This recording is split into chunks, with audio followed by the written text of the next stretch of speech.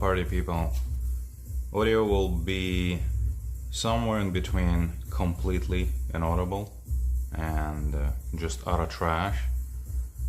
And I apologize for the DSP type of setup, but I'm not at home right now, and when I will be, I am probably not going to find any time for anything even remotely like this.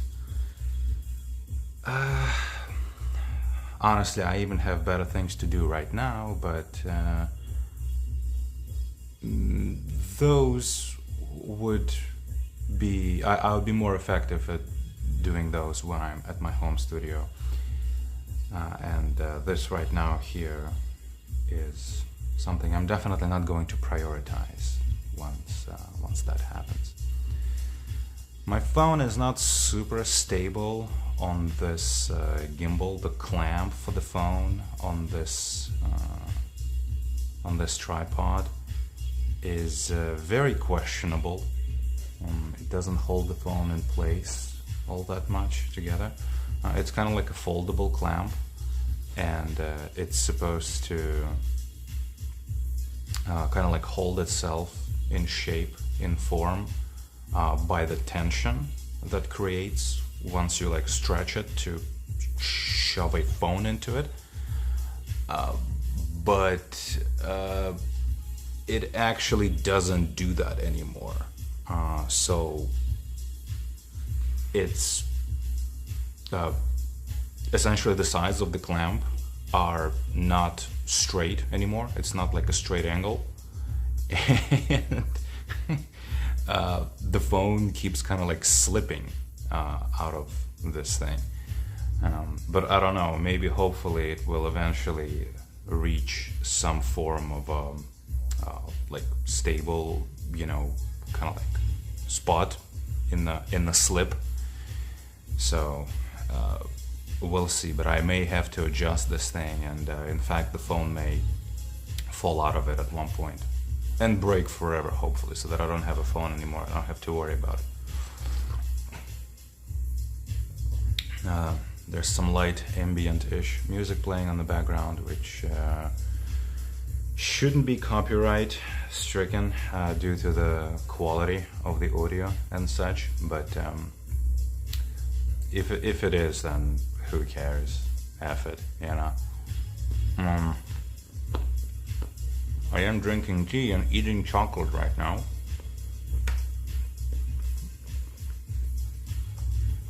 But I will try to run through this thing relatively quickly-ish.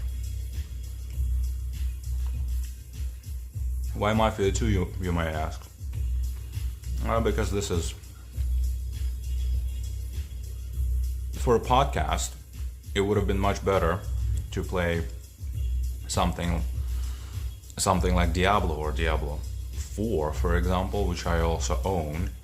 But Diablo 1 I don't have on this computer, and because it's not mine. And also Diablo 4 Blizzard keeps like breaking, every time a new season starts, and all my characters basically need to be respect, and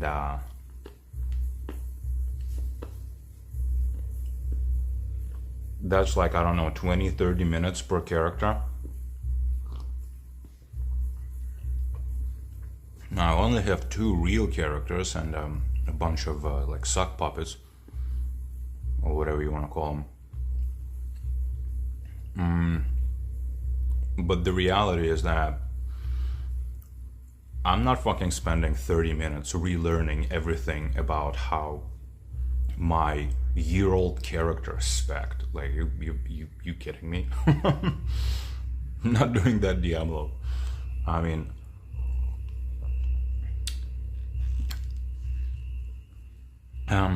it's a pretty okay-ish game for a podcast, but I suppose I'm just not doing it. And Mafia 2 is the game that I've been playing for the last day and a half. It's actually a really short game. Kind of unlike Mafia 1, I suppose. I'm on the last mission already, and I can tell it's the last mission by by the fact that the arc of the main story of Mafia 2 pretty much just entirely entirely repeats what Mafia 1 did. In fact, due to even story bits, it's kind of comedic. But simultaneously, okay, so this is like a Patreon update type of thing, right? This is why I'm recording this video, because I honestly just, I've been doing so much writing recently, and that should probably be the main point of the update. But in order to explain why I'm doing this, I kind of need to semi-explain the number one update, point of this situation report. And yeah, I've been doing so much writing recently that I honestly, I absolutely do not feel like making a text-based Patreon update right now. It would take me like a day, essentially, of writing, because it would include like, what, 3-ish? Yeah, like game reviews or even mini reviews. You know how I go, I cannot review something in one sentence. I've always been terrible at it. But I will try this time. So the update portion of the update is I have started writing essentially a book, but if I were to call it with more precision, it would be a novella, I suppose. On a Japanese manner, it would probably be considered light novel, or although light novels, well, novellas are typically considered really short, right? And Japanese light novels are not necessarily considered, they're not really small in most cases.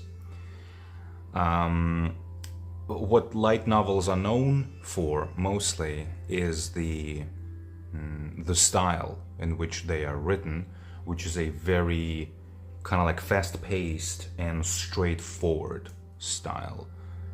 Not quite approaching, something like how modern American writers write. For example, Muji, are you eating something? When you make sounds like that, it sounds like you're eating. Okay, don't be eating shit. It's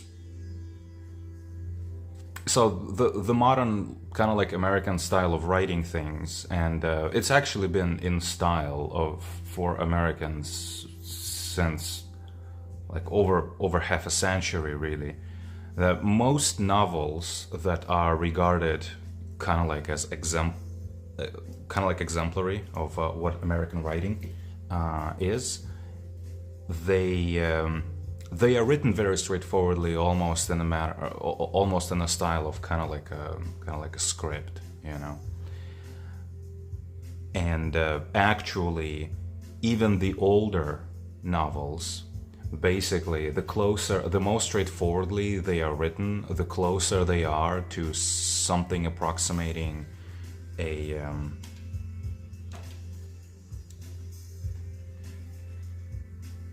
oh wow, I was significantly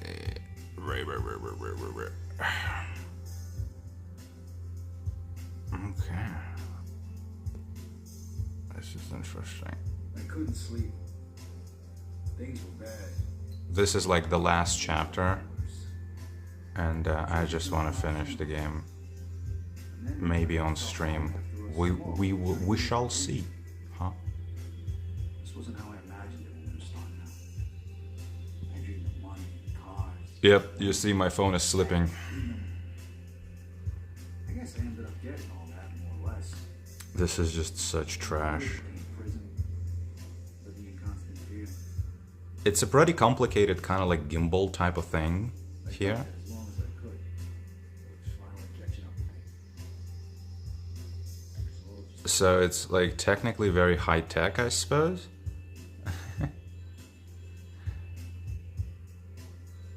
But the clamp is just absolute trash.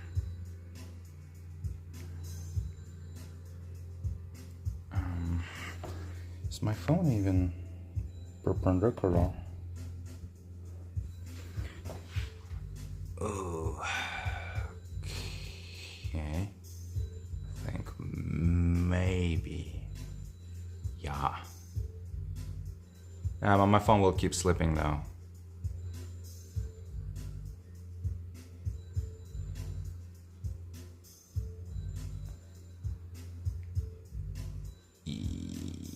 Come on.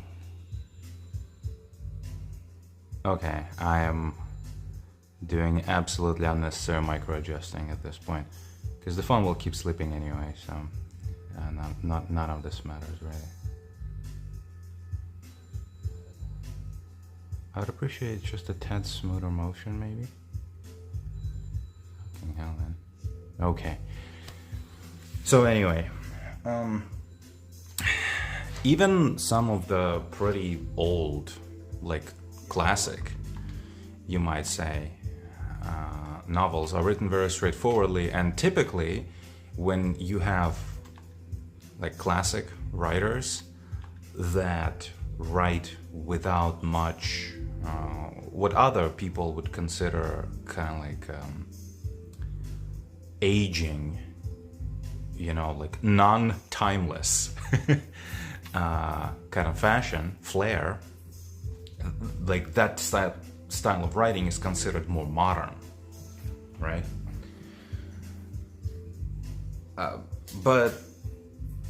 And like light novels are basically the epitome of that. They are written so straightforwardly and so kind of like flairless, you might say, and also very kind of like high speed.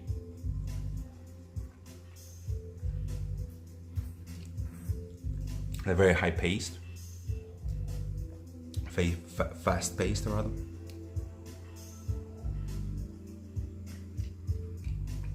But they are not necessarily, you know, something to quickly read on like. They are not short stories, is what I'm trying to say.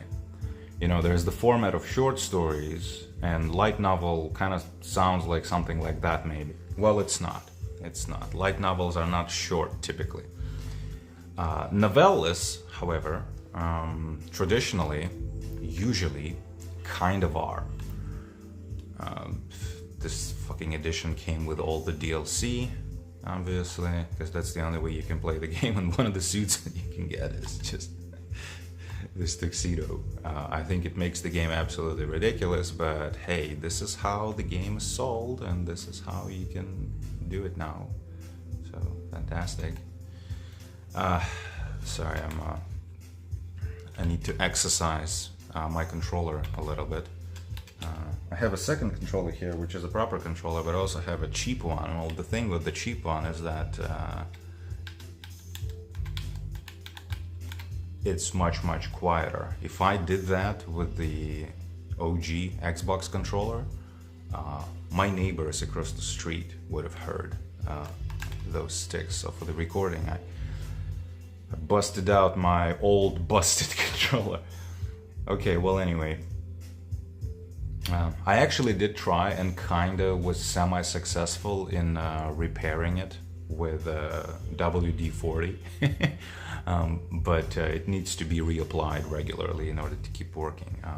It is working at all right now, which is strange. But like, if you can see my character, kind of like, you know, jinking about. How I'm like every time I'm stopping right now, it's because the stick is glitching out. Well, anyway, so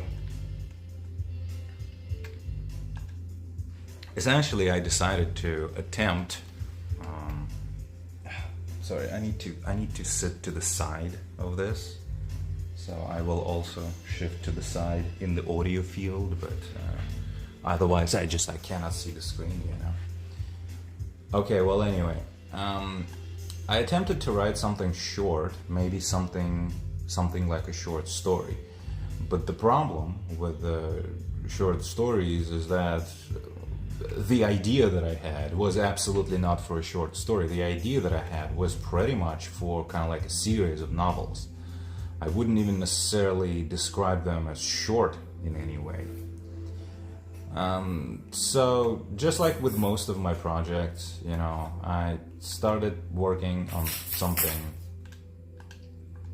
something simple, and you know, ended up realizing that things are never simple. Nothing is simple. And we're like, oh, you don't get GPS properly. Okay, right, when you're on foot. Well, anyway, so long story short, started writing something about something that I have created a million years ago. Really outlined a whole series of things. Super originally for a video game. Then I decided that, well, you know, maybe I'll make it one day. And then I outlined, well, I in very autistic detail pretty much wrote, although kind of, what the hell? Oh, they are doing Mafia 1 thing finally.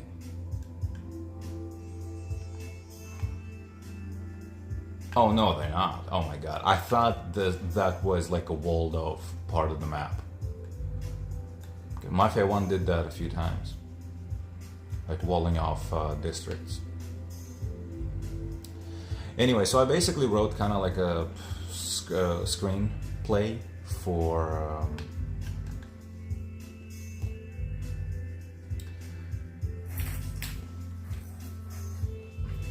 I would say part 1 of the novel, and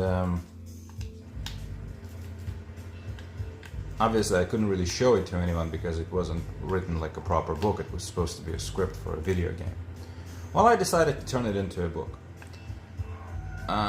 which is fun and all, and I originally thought, okay, let's write it like super minimalistically and then maybe find an artist to kind of like illustrate it and turn it into something in between, like a comic book and a novella or a short story, maybe, you know. And yeah, as I started writing it, I realized that I really suck at brevity as a writer. It's really difficult to create anything meaningful that takes place in a world that is different from our world. So a lot of things need to be described, a lot of things need to be explained, you know.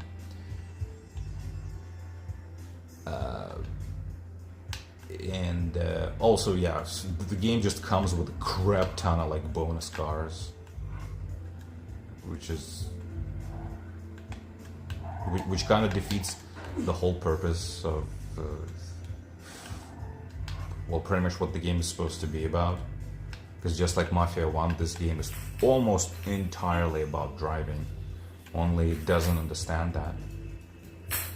But let me finish my update, I suppose.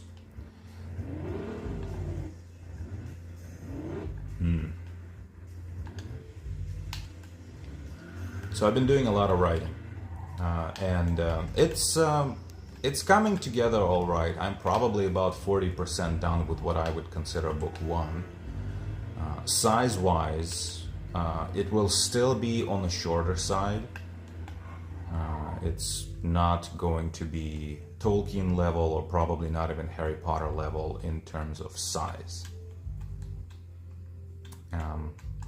Let's buy some weapons, I suppose, because why not? It's the last mission anyway. and I need to do something while I'm talking. I don't really be I don't want to be watching cutscenes as I'm talking. This is the purpose of this game right now is to be the background for the podcast. So it will still be on the shorter side, but unfortunately it will not be a short story. Because it's a relatively long story, and although I am kind of like jumping around a lot, so it will have a bit of a... Moji, can you be less loud, please, right now? The answer is no, I cannot. So you're gonna have to live with this. I am trying to kind of direct it almost like a movie, in that scenes are happening, there is a certain amount of time in between the scenes, and it is up to you to kind of put together why one scene led to the other. It's like, I don't know, if you're watching a movie and a character says something like, I'm gonna go, I need to find that friend of mine who lives there and there, such and such. And the next scene is that, protagonist talking to that friend of theirs in their kitchen. You kind of put it together in your head, right? That, well, okay, so in between these two scenes, he got to the place where his friend lives, right? Like, I don't have to go into artistic detail into everything that happened in between, and I don't even necessarily have to include like a short paragraph describing or maybe how should I say it, notifying the reader what exactly happened, right? That yes, the character indeed made their way to their friend's place. Like, I don't necessarily even have to include that. You can kind of just start reading the scene, understand what the scene is about, where it takes place, and like how it relates to the previous scene in the telling, right? Some books do that, some books don't do that. Books usually, typically, what I would call as like full size, full format books would usually explain. They would usually tell you a few things,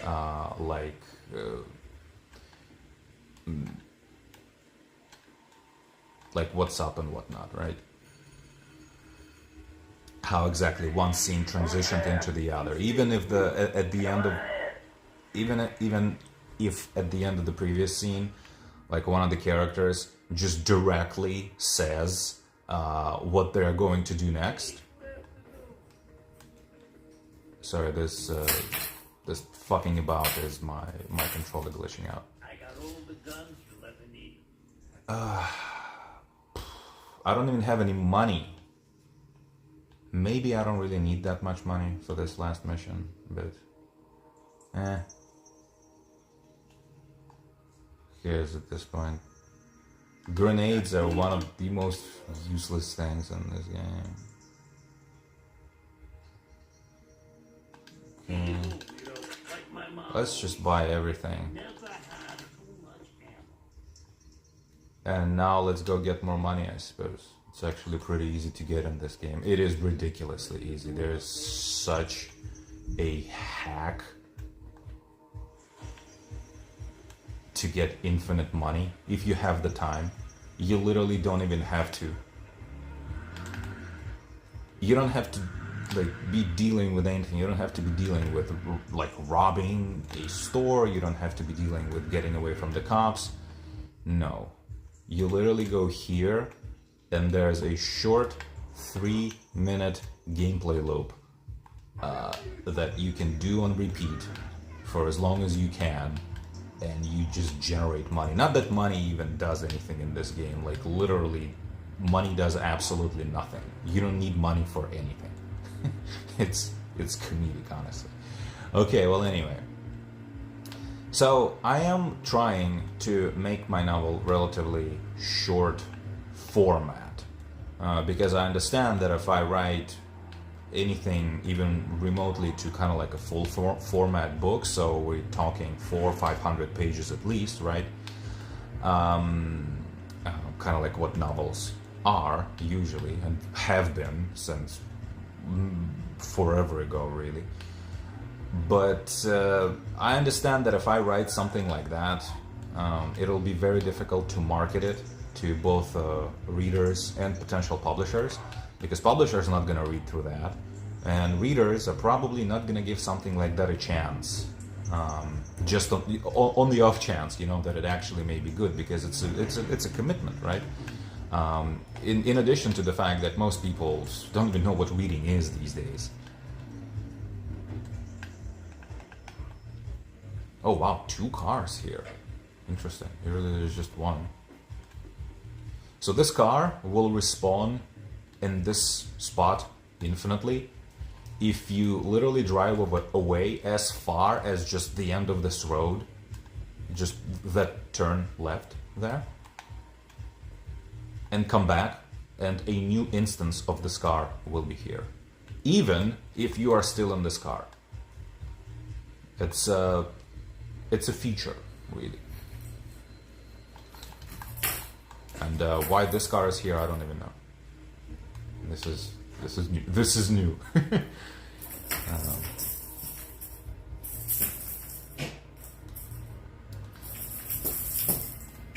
So I am trying to have my book finished on a shorter side of things, because I know that it'll be more epic, of course, to write it as a full format novel. Absolutely. Oh, there it is. Even that pickup respawned again. Ridiculous. I'm not sure if you can do multiple cars at the same time. Let's test it, just for shits and giggles.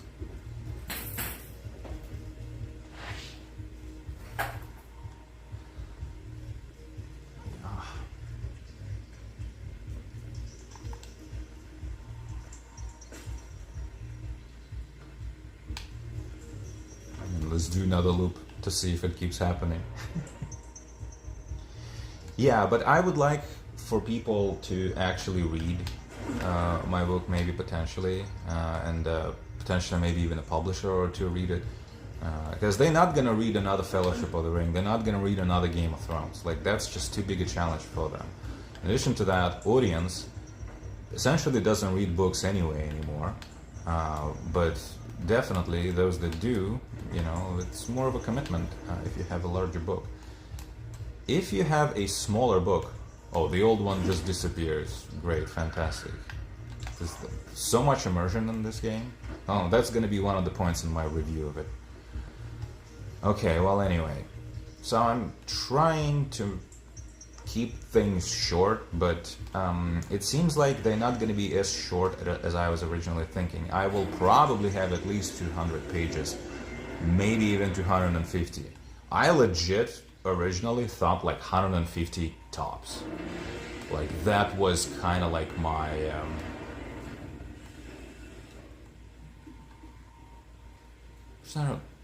is this a different color? These cars just keep respawning.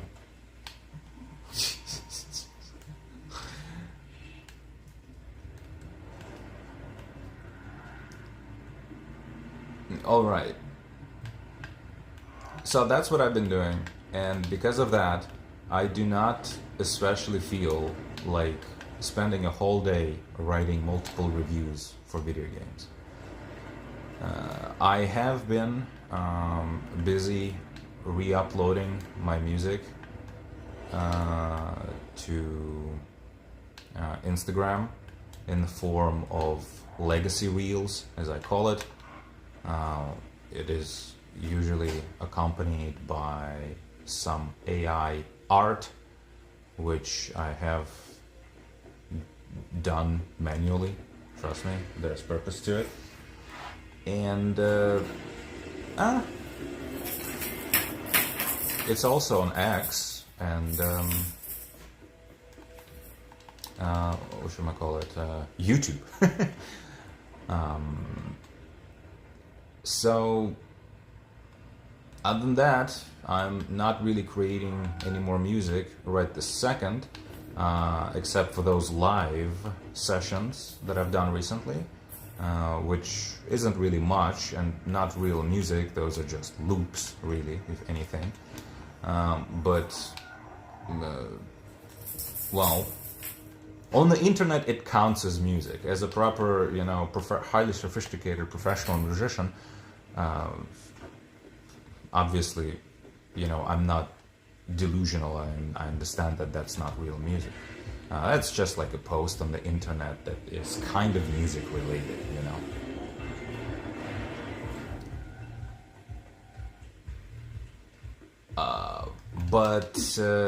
well, it's something, so if you're wondering if I've actually done any music ever since, Poison G, Poison 2, and Moji. Okay, now it's time to freak out, apparently. Because she sees that I'm doing something, and so she feels like she needs to be doing something. It makes her hyped that I'm doing something, and she becomes animated, Oh, is that it?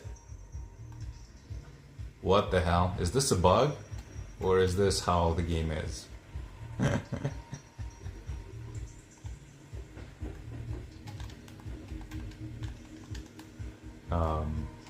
Let's see if we need to talk to the guy, maybe, to unlock this thing further. What the hell? I had no idea there was a limit on this thing. Wait, what's that button prompt?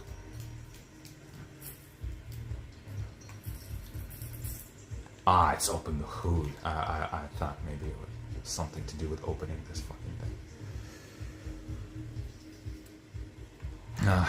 Okay, alright. So, music-wise, I do have plans on making a few short demos, a few live demos like that, a few more, because, as you might know, I am limited in my ability to make those because I rented that equipment from the library.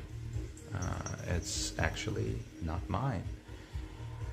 Therefore, I'm kind of limited by what is available and what is reserved. So what I need to turn in and what I can get. And even if I can extend my personal reservation, my personal checkout, I cannot do it more than once, so 1 month is like tops. And from there, I need to return stuff, and if I cannot immediately kind of like check it out again, it becomes quite a complicated logistics dance. Like one renewal is easy if I can just extend it. But after I need to turn it in, it's a bit of a complicated logistics dance if I wanna like get another setup again. And it's also logistics in terms of, I need to take everything apart. I need to take my setup apart and then basically get another one just like that and then put it all together. So it becomes a bit of a problem if the library even has equipment available at that point for me to check out.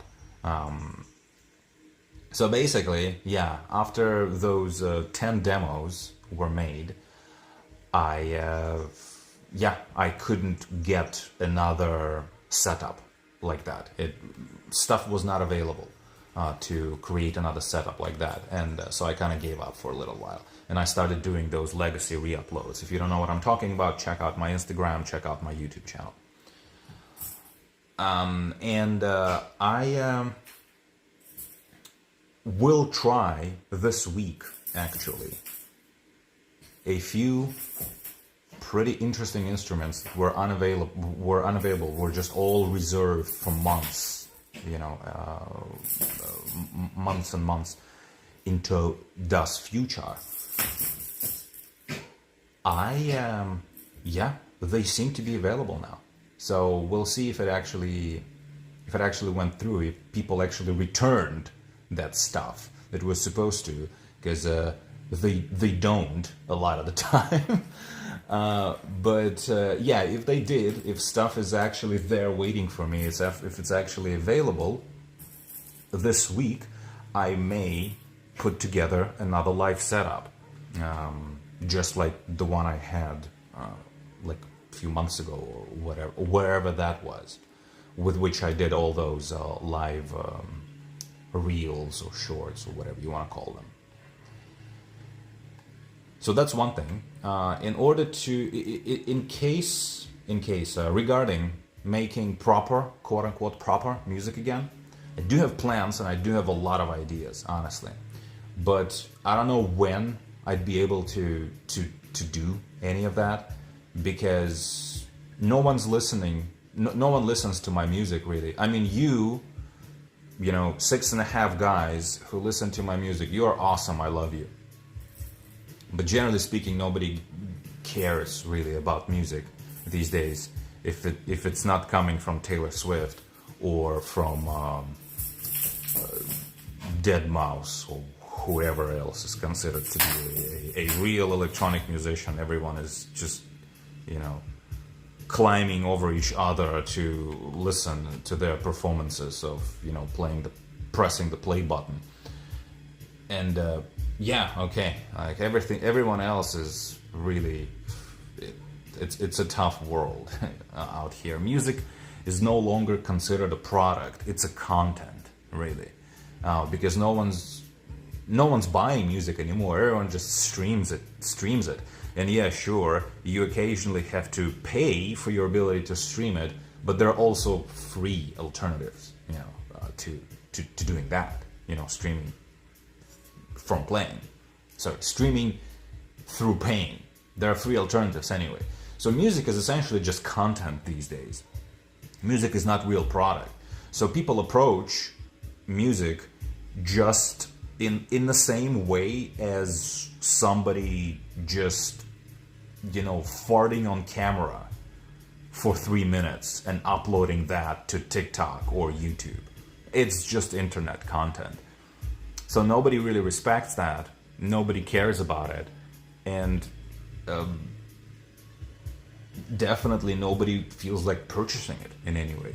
You would purchase a video game, right? You would pay $10, $15, $20, $30 for an indie video game. You wouldn't pay $10 for a music album. What, are you crazy? You see? Like, you wouldn't do that. Well, that's why people like myself, we no longer make music. Because you guys are not paying for it. Like, no, you, the 6.5 guys who are actually listening to my music occasionally. Guys, you're awesome. Absolutely. I appreciate your support. And I appreciate both your support and the fact that you even, like, pay attention to my art, to lack of a better word.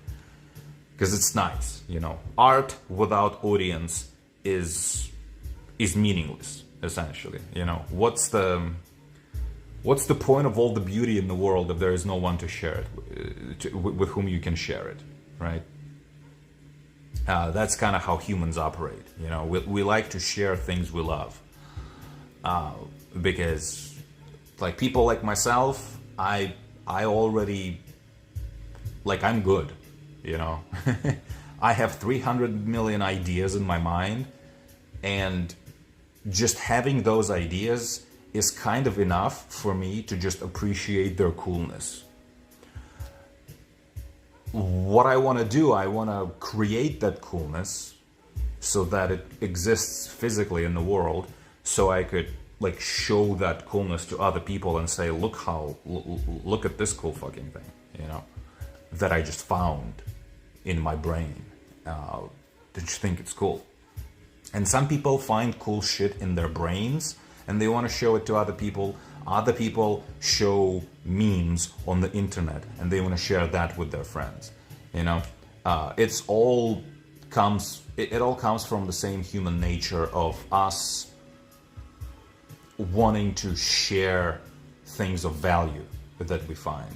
And some of us, again, I apologize for repeating myself, some of us, we find that those things of meaning, those things of value in ourselves, and we strive to share those with others. Or, you know, some may find it just like, oh, I found an interesting piece of music online. You want to share it with a friend, you know? If you are familiar with that urge, that's the same urge that an artist has. And if that urge is not satisfied, you know, if you don't have any friends with whom to share memes you find on the internet, you will, well, you cannot share them with anyone, right? So you will eventually have to just accept the fact that you cannot share that meme with anyone. Well, if you're an artist and you're creating something and no one's listening, you will eventually just have to, you know, that urge to create, because to create is to share. It's the same urge. It's the same desire. Over time, eventually, that urge goes away because it becomes meaningless. You know, the beauty of a sunset not shared is not as meaningful, essentially. Because you've seen it once, you see it once and you're like, oh, that's dope. I want to share it to someone else. And if there's no one else with whom you can share it, like, it's cool seeing it twice, it's cool seeing it 3 times, but eventually it kind of like, I wish I could show it to someone else. Like, I've already seen it, I get it, it's cool, right? I now want to share it with someone else. That's just, it's part of the human nature. And as an artist, if you keep creating those sunsets, and if no one else is watching, you eventually just like, okay, well, obviously no one's listening. Obviously no one wants to check out whatever I'm sharing. So I suppose I'm just gonna go and play video game, you know? Unfortunately, that's what happens. So I do have a lot of ideas, and I would love to create some of them, right? But since no one will watch it, you know, since no one will hear it, I am not particularly eager to drop everything so I could do that.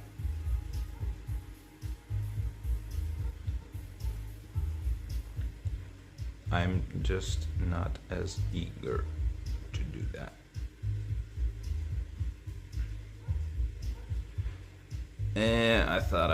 I thought I was being very smart, trying to adjust something, but yeah, I just realized that I wasn't very smart at all.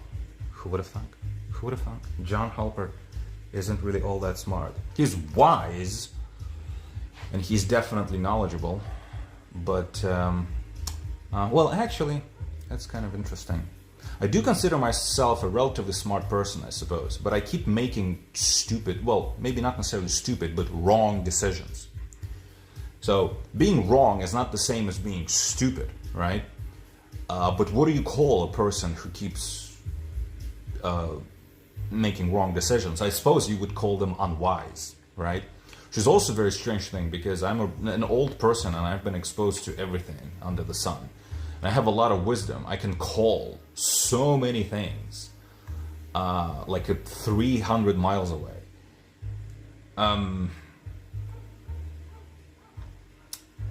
But something in me, how should I? It's like a prophet who cannot see his own future, is what I am. The word is cursed, really. What's going on, kid? It's not unwise, it's not stupid, it's just fucked, is what I am. I ain't got nothing for you now, Vito. Try me later. Okay, but what about that crusher that you have that doesn't work anymore? I need to fix this controller again.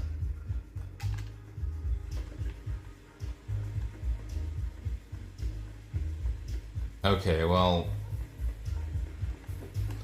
let's see if it resets itself if I just you know, make it out of here and come back.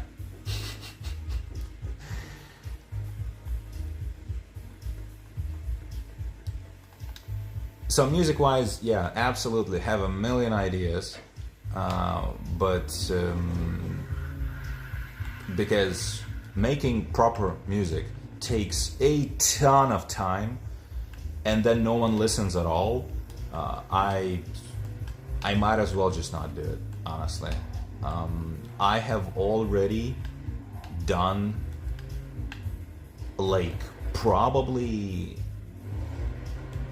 well, actually, that may not necessarily be true, but overall, I have definitely done a few hours, probably something like 2 to 3, which is a lot, which is basically like a lifetime worth of meaningful music for most musicians, for overwhelming majority of musicians. I have already done a lifetime worth of music to... If my discography was, yeah, there it is, it's open again, cool. If my discography was ever like analyzed by any type of like musical scholar of any kind, they would be able to, at this point already, they would be able to judge that this dude has essentially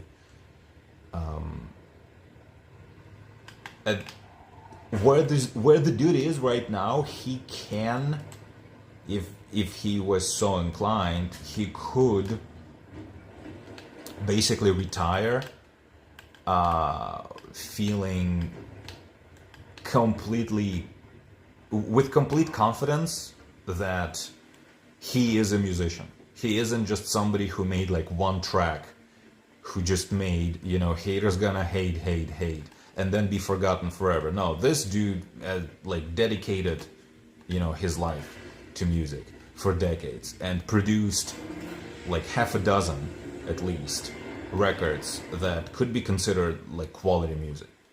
Like, this dude is not just somebody who is kind of like a so-so amateur musician. No, in terms of like skill and both quality and quantity already achieved, this dude he can pretty much retire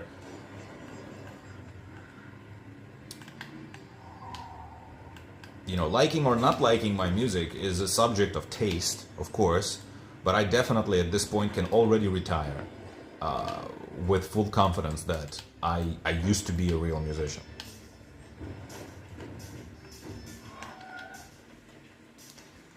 So the problem of my absence of success as a musician is definitely not in content. This whole thing with, oh dude, just keep churning out content, that's how you get noticed, that's how you get famous, you know, that's how you get success. No, that's not how you get success. On YouTube 20 years ago, that's how you got success. Yes. Because no one else was on YouTube 20 years ago. So if you were PewDiePie, you were basically just doing daily fucking stupid Let's Plays, and that's how you grew. Nowadays, you can only grow if you hack the algorithm, if you do something viral, essentially. Like back in the day, you made a YouTube video, it got like 100 views, you got 10 subscribers. You made another YouTube video, okay, cool. Now you got, you know, like 110 views, and you got 5 more subscribers. You made the third video, okay, cool. That video, you know, with it you got 200 views, and now you have 28 subscribers, and that's how you grew. No longer, it doesn't work like that. You make one video, it gets 0 views, you get 0 subscribers. You make videos 2 through 30, you get 1 subscriber and 3 views across all your videos.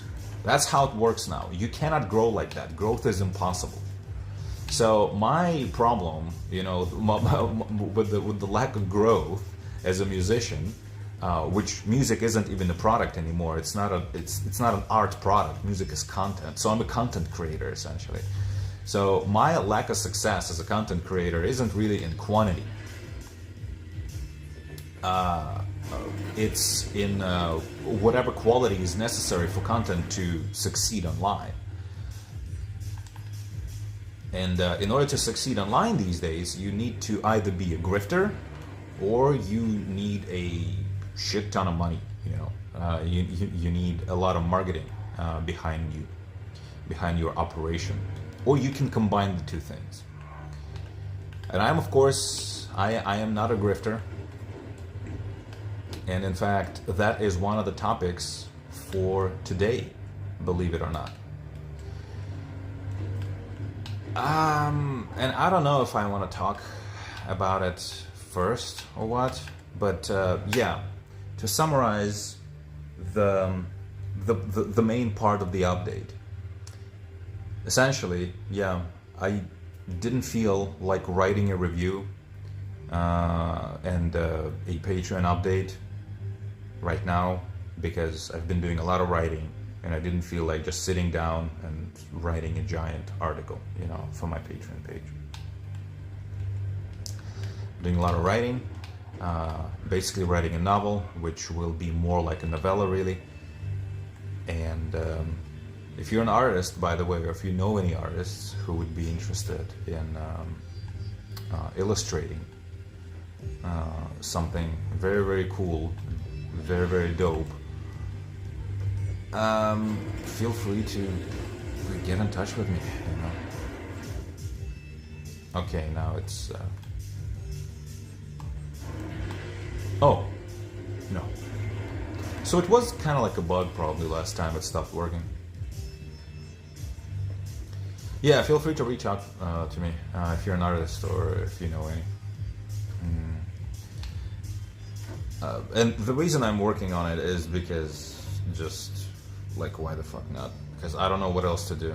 Music, sorry, no one's gonna listen to my music, no matter how much and how great of it I create. You know, doesn't really matter.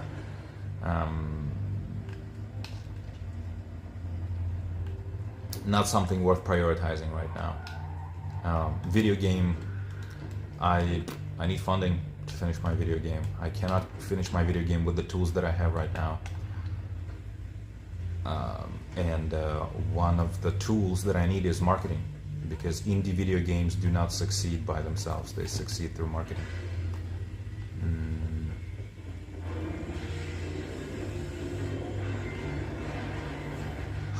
When you look at small video games and you say, oh, look how the small video games that could, yes, it could, in fact, but there were more factors to that video game other than it was brilliant and very creative,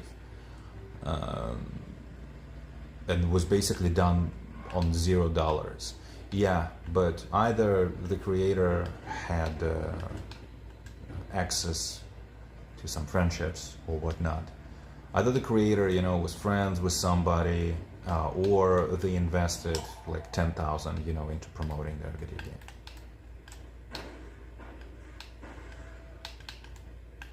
No, now it's shut down. How much money do I have? 3,000. 3,000 should be enough for all the guns really possible to purchase in the game, I think. Let's do one more run maybe.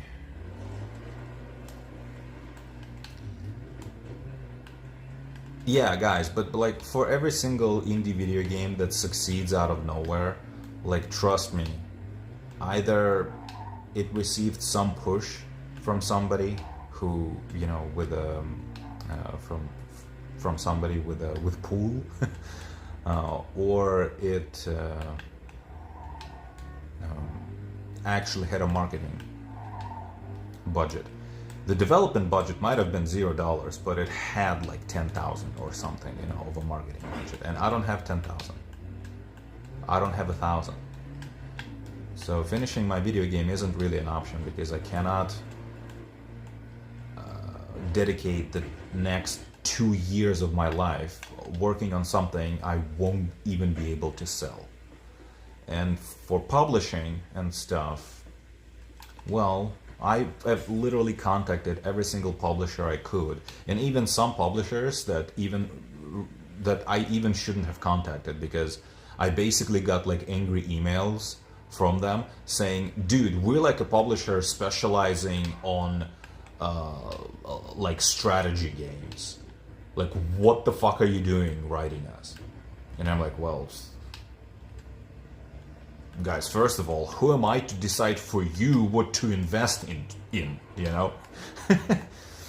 Like, you want to invest into a dope game? Maybe here's a dope game of mine. Would you rather not hear about this opportunity? Or, like, I'm sorry for providing you with this opportunity. So sorry for, you know, sending you this like offer for free money, essentially. But yeah, I contacted every single publisher. I contacted every single kind of like grant company or whatever you want to call them. Probably not going to be able to get out. Oh, yeah, through a glitch I was. So let's see if I get for both of these, get money for both of these. Does the game recognize that? Nope, the game did not recognize that there were 2 cars in there. That was just the money for the pickup. Okay.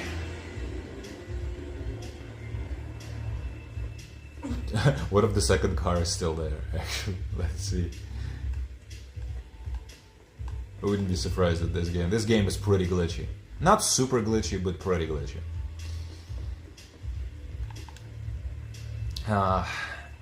Okay, well, let's talk about the situation, maybe, in the country, because it's kind of interesting. So, without talking about, like, the situation in politics is honestly something that is completely out of my reach. I know there are people out there who are, like, interested in all that stuff, who kind of like aspiring politicians. And listen, if you're an aspiring politician, good for you. Go, you know, do your thing, do your grift, and like, you know, change things for the better for all of us in the future when you get big, successful, and influential. Absolutely, you know. But as it stands, politics is the game of the elite. Like, people like myself, people without at least, I don't know, like $500 million in the bank or in assets, we have, first of all, absolutely no idea what is even in the plans for this country, for leaders of, not even this country, the world in general. And second, we have absolutely no influence on any of that. Like, whatever, like, oh, you know, Trump is this brilliant leader, and like, look at all the things he says. He says what he has to say to play the role he is playing, you know, by whichever means he acquired it. Either other people put him there, or he found himself in that role. Even if it's like self, God damn it, self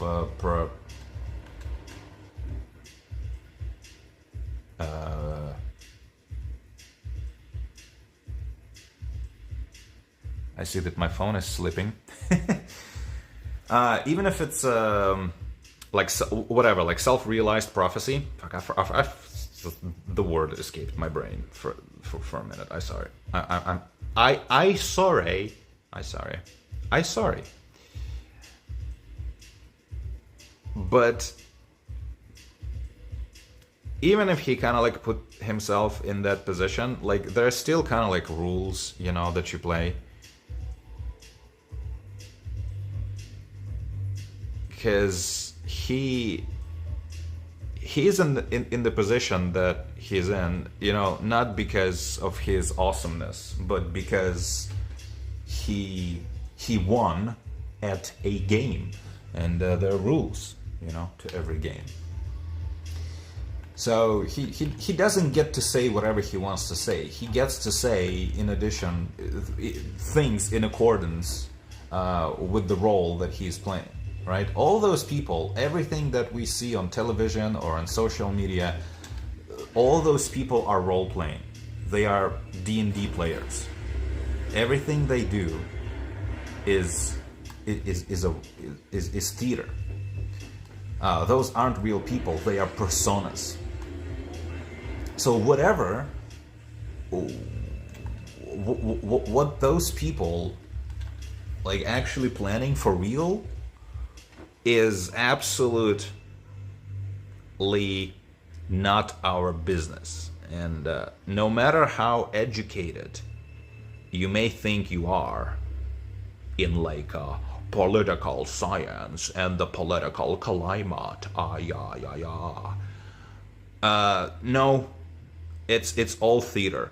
It's on the same level as being in the know, being deeply educated and deeply up to date on what is happening in WWE right now. That's what politics are. It's WWE. And don't get me wrong, I appreciate sometimes some areas of knowledge, like people who actually knowledgeable about WWE, because there are other promotions other than WWE that are actually very interesting. And sometimes it is interesting to hear from people who've been following, like the Ring of Honor, for example, or even New Japan. I love New Japan, but I'm not following New Japan particularly closely. First of all, because it's a bit of a pain in the ass to follow them closely. Second, because I'm just not that interested to tune into, watching the same matches every week. It's really not that exciting. Once you start following some promotion and you're following it consistently, you realize that they just do the same thing every week. The only promotion that was different was Lucha Underground, because Lucha Underground was a TV show and not just a wrestling promotion. But every proper kind of wrestling promotion basically just does the same thing every day. So now I can hear what probably this is what happens when this thing kind of glitches out. You see, it kind of glitches out. I don't know if you can hear. And that's why it freezes. Okay, interesting. So yeah, there are, and even in WWE, there are some interesting elements, about the lore of the whole thing that I just don't know, because I cannot be bothered to follow the actual, thing. Especially WWE is so shit. But NXT was good, for example, or used to be good at least. And it was pretty interesting to follow NXT in years like 2015, 2016, 2017.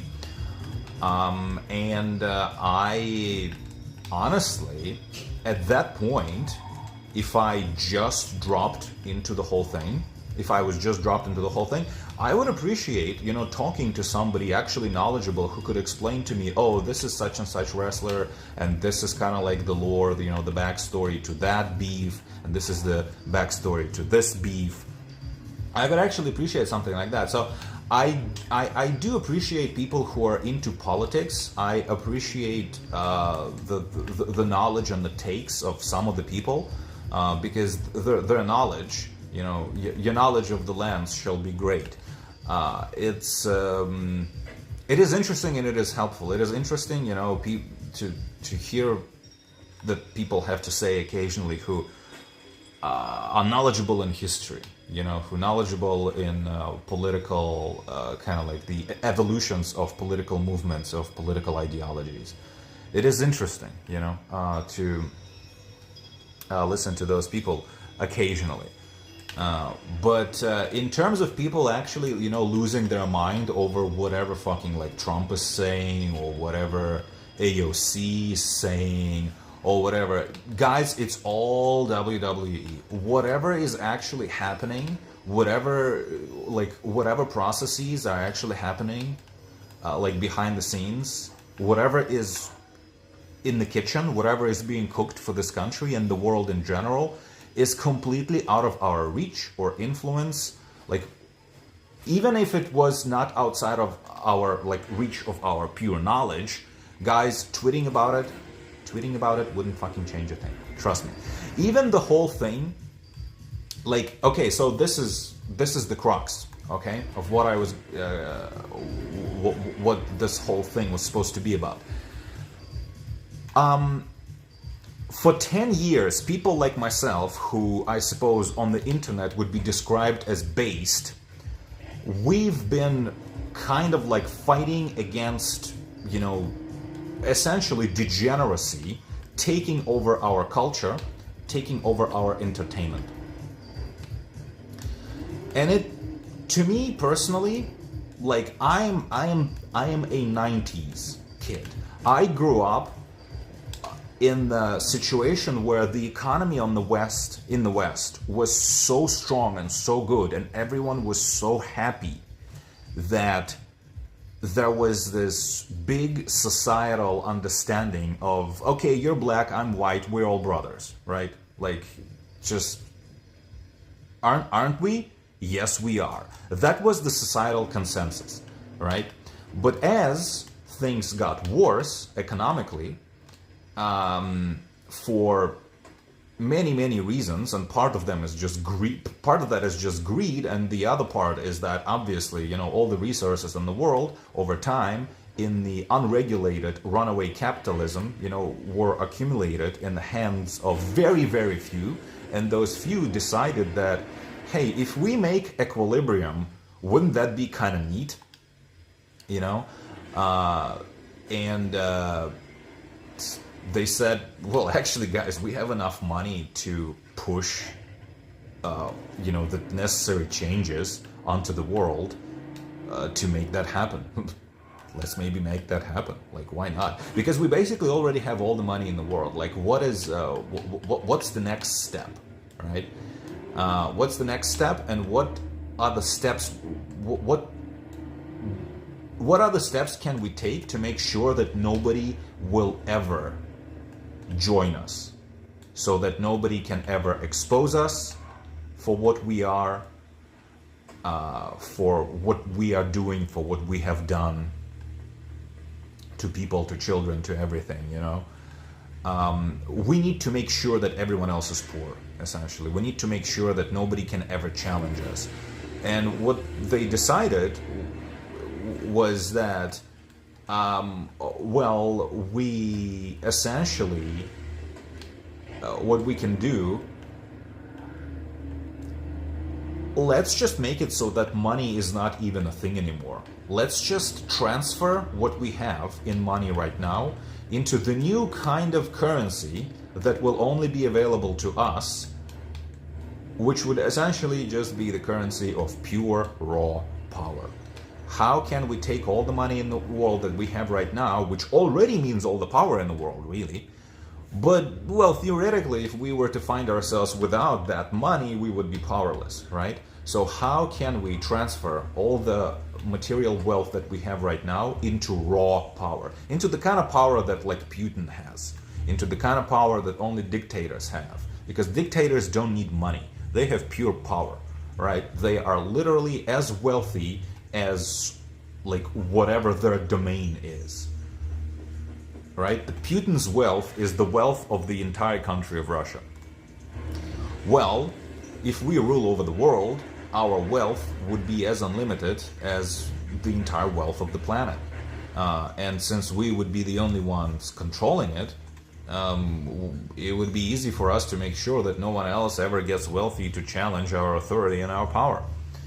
And essentially, you know, ever since that, the economy was purposely destroyed, compromised, so that people over time got poorer and poorer and poorer, the final goal of which being to make people so poor, we basically have to establish communism just to keep people alive. And once you establish capitalism, you establish the system where nobody can have anything unless the government gives them something. And well, once you're the government, once you're the power, you know, it will be like you will decide, you know, what people can read, what people can write, what people can compose, what people can program, you know, and it'll be really easy for you to just make sure that nobody ever rises to the level where they can challenge you, either intellectually or wealth-wise, right? Because people wouldn't even be able to, you know, make a simple indie game without a laptop. Well, you're the only person who can give them a laptop. So you will only give laptops to people who prove themselves to be loyal to your cause to make a video game that's not going to challenge whatever agenda you're pushing. Music, oh, well, to make music, you need a musical instrument. In order to get a musical instrument, you first need to be licensed by the special board of like morality control to make sure you're not going to make anything punkish. And I don't mean like punkish in the style of music. I mean punkish as an anti-authority. You know? Similar system already exists in China, essentially, only it is still operating on the basis of capitalism.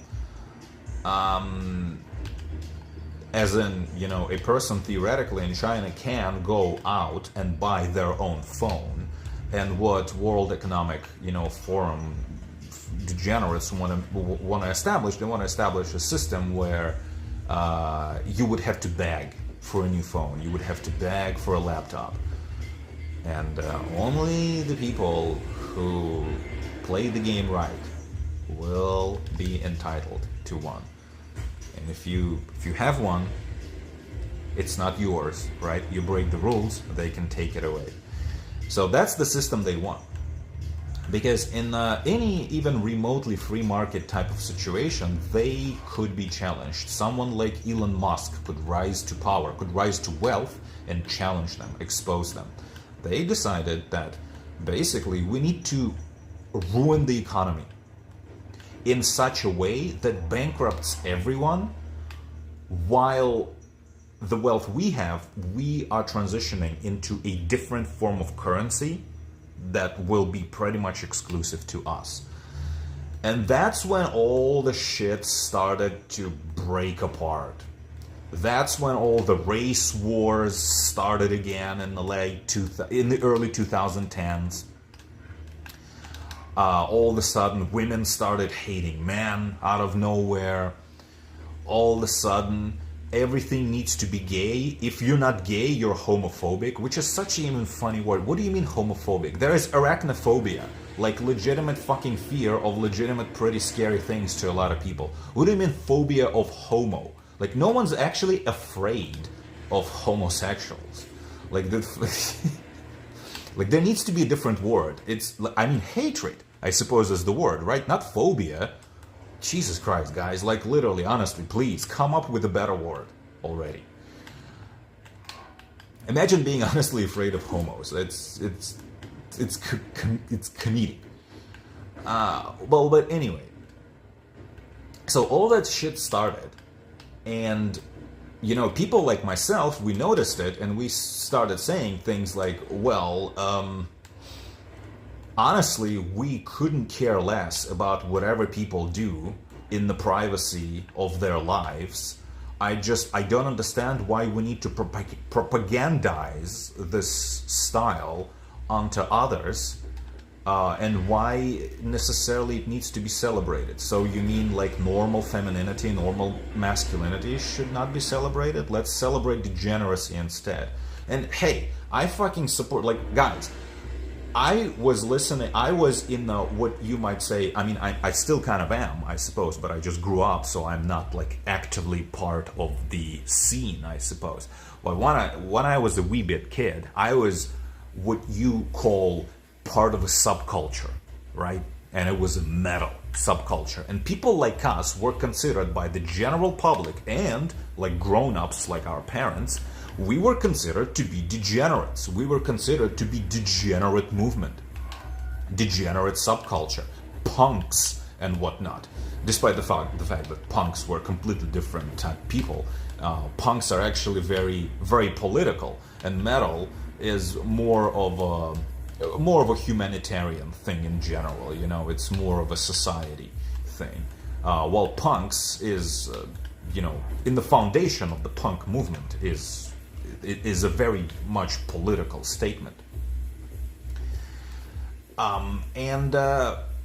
Well, essentially, you know, I get what it's like, you know, to be a bit of a punk person at heart.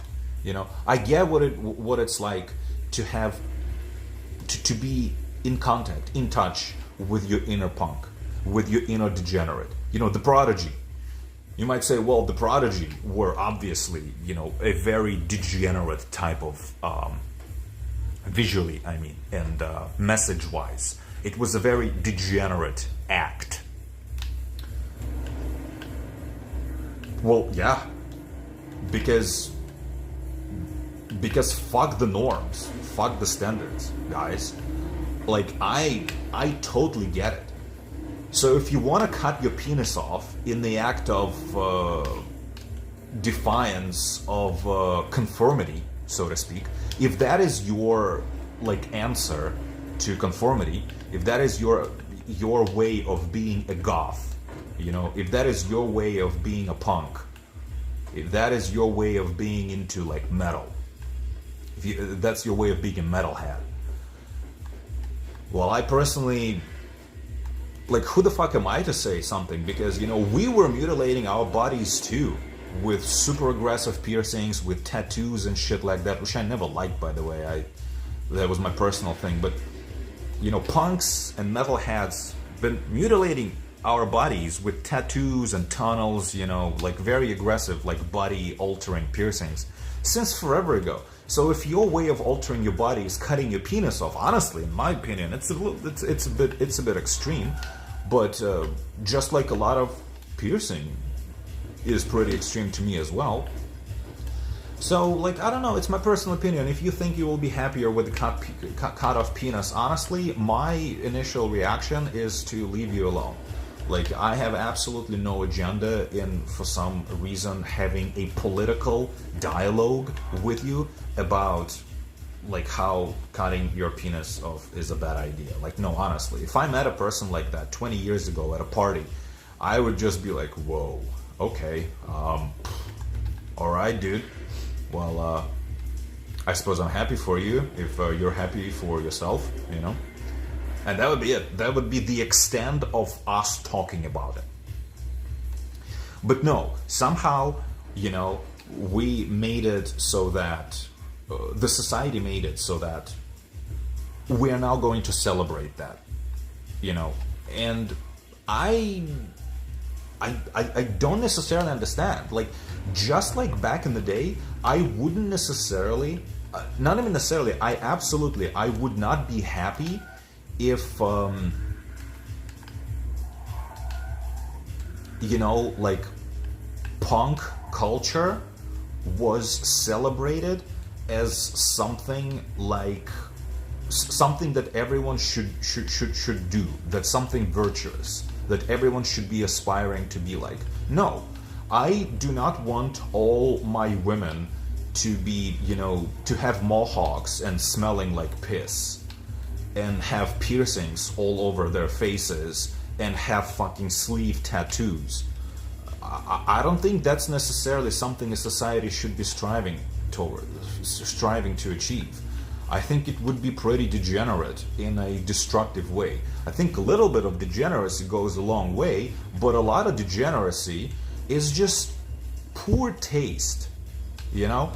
And, well, that's what the society decided we need. We need, like, a lot of degeneracy, a lot of poor taste imposed onto the rest of the world now, because Well, honestly, because it was all part of your agenda to bankrupt the world. Because along with economy,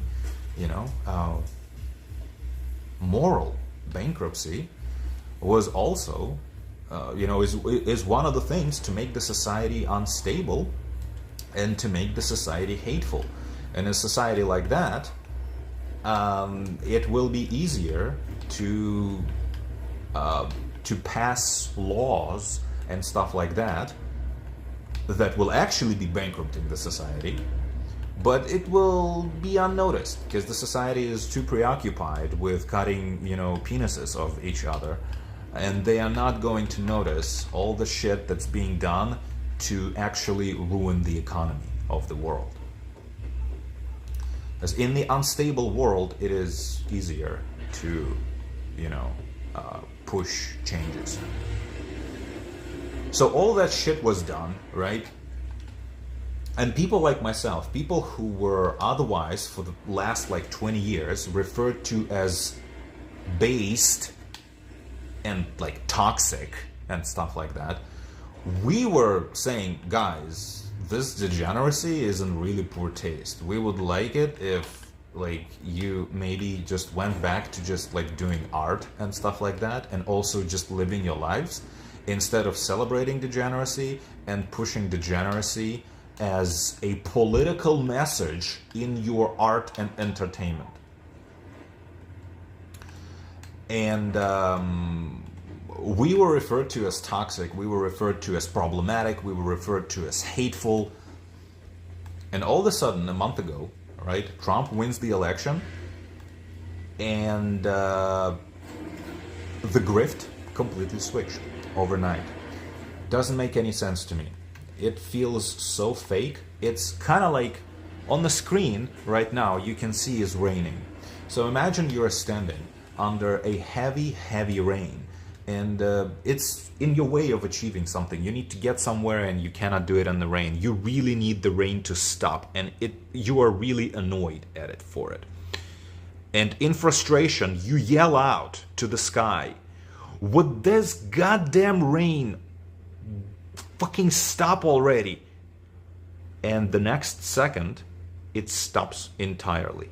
And suddenly, entirely, not even a drop. It's all just arrives to a complete stop. What would your reaction be? What would your reaction be? What would you say? You would probably say something like, this didn't feel natural. I wonder who is listening, and why did they grant my request? Feels fishy, feels sketchy, ain't it? And that's literally what happened with the grift in the West right now. Overnight, everyone who for the last 20 years was not saying anything because they either already had generational wealth or they were comfortably employed, their employment wasn't in any jeopardy, in any way, were completely silent on the issue. Completely silent on the issue. All of a sudden, all those people have now joined the army of the right. Now everyone is pro-right, pro-based advocate. All of a sudden, all those fuckers suddenly decided to join the culture war, quote unquote. And a bunch of people who used to be left-wing grifters suddenly came out as right-wing grifters. Guys, even in politics, you don't do it like that. If you fail as a Democrat and you want to be reborn as a conservative, you need to take a hiatus, at least like a year or two. No. A bunch of people like Zuckerberg, all of a sudden, is based. Elon Musk, out of nowhere, decided to buy Twitter, right? And the second he bought Twitter, he's based out of nowhere. Liberal his entire fucking life, bought Twitter, he's based now. He's conservative. Are you fucking kidding me, guys? And also, all the shills, all the grifters, and all the people who weren't part of the political thing at all since Trump won, got out of their caves, got out of the comfort of their lives, in whichever way that comfort was afforded to them, and suddenly they are all conservatives. And they are very vocal conservatives. And they are absolutely, like, ruthless conservatives. Just absolutely shitting on everything, even remotely, like, liberal. Anything even remotely degenerate, anything even remotely woke. And like, guys, first of all, where were you 20 years ago? Second, okay, that group of you guys, I remember from a month ago, you were left-wing grifters just a few days ago. And nobody questions it. Everybody is just like, yay, we won, we won. What do you mean we won? Like, who are all these people? And why are they so hateful? Guys, even grifters like Synthetic Man, like, compare it to what the right-wing, like, grifters in the video game sphere are saying right now. Dude, that's like legit fucking Nazism and fascism, you know, in the definition of the left. What some of you guys are doing now on Twitter and somewhat suddenly on Facebook. But that grift, the based grift right now is insane. It is so forced. It is beyond anything like 21 Kiloton or Synthetic Man or Ptolemy, you know, would ever say. What you guys are doing right now is so forced and so, like, aggressive. Where were you 3 months ago, first of all? And second, why are you so aggressive right now? The grift is insane. And if those people were to tell you, hey, we are only insane because Trump won and Trump's America, you know, so we can say whatever we want now. Dude, you could have said whatever you want like half a year ago. If you were this based, you know, like anti-wokeness warrior, where were you at all? Like 3 months ago, you weren't even on the internet.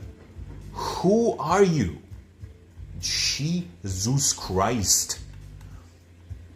That's what we're dealing with.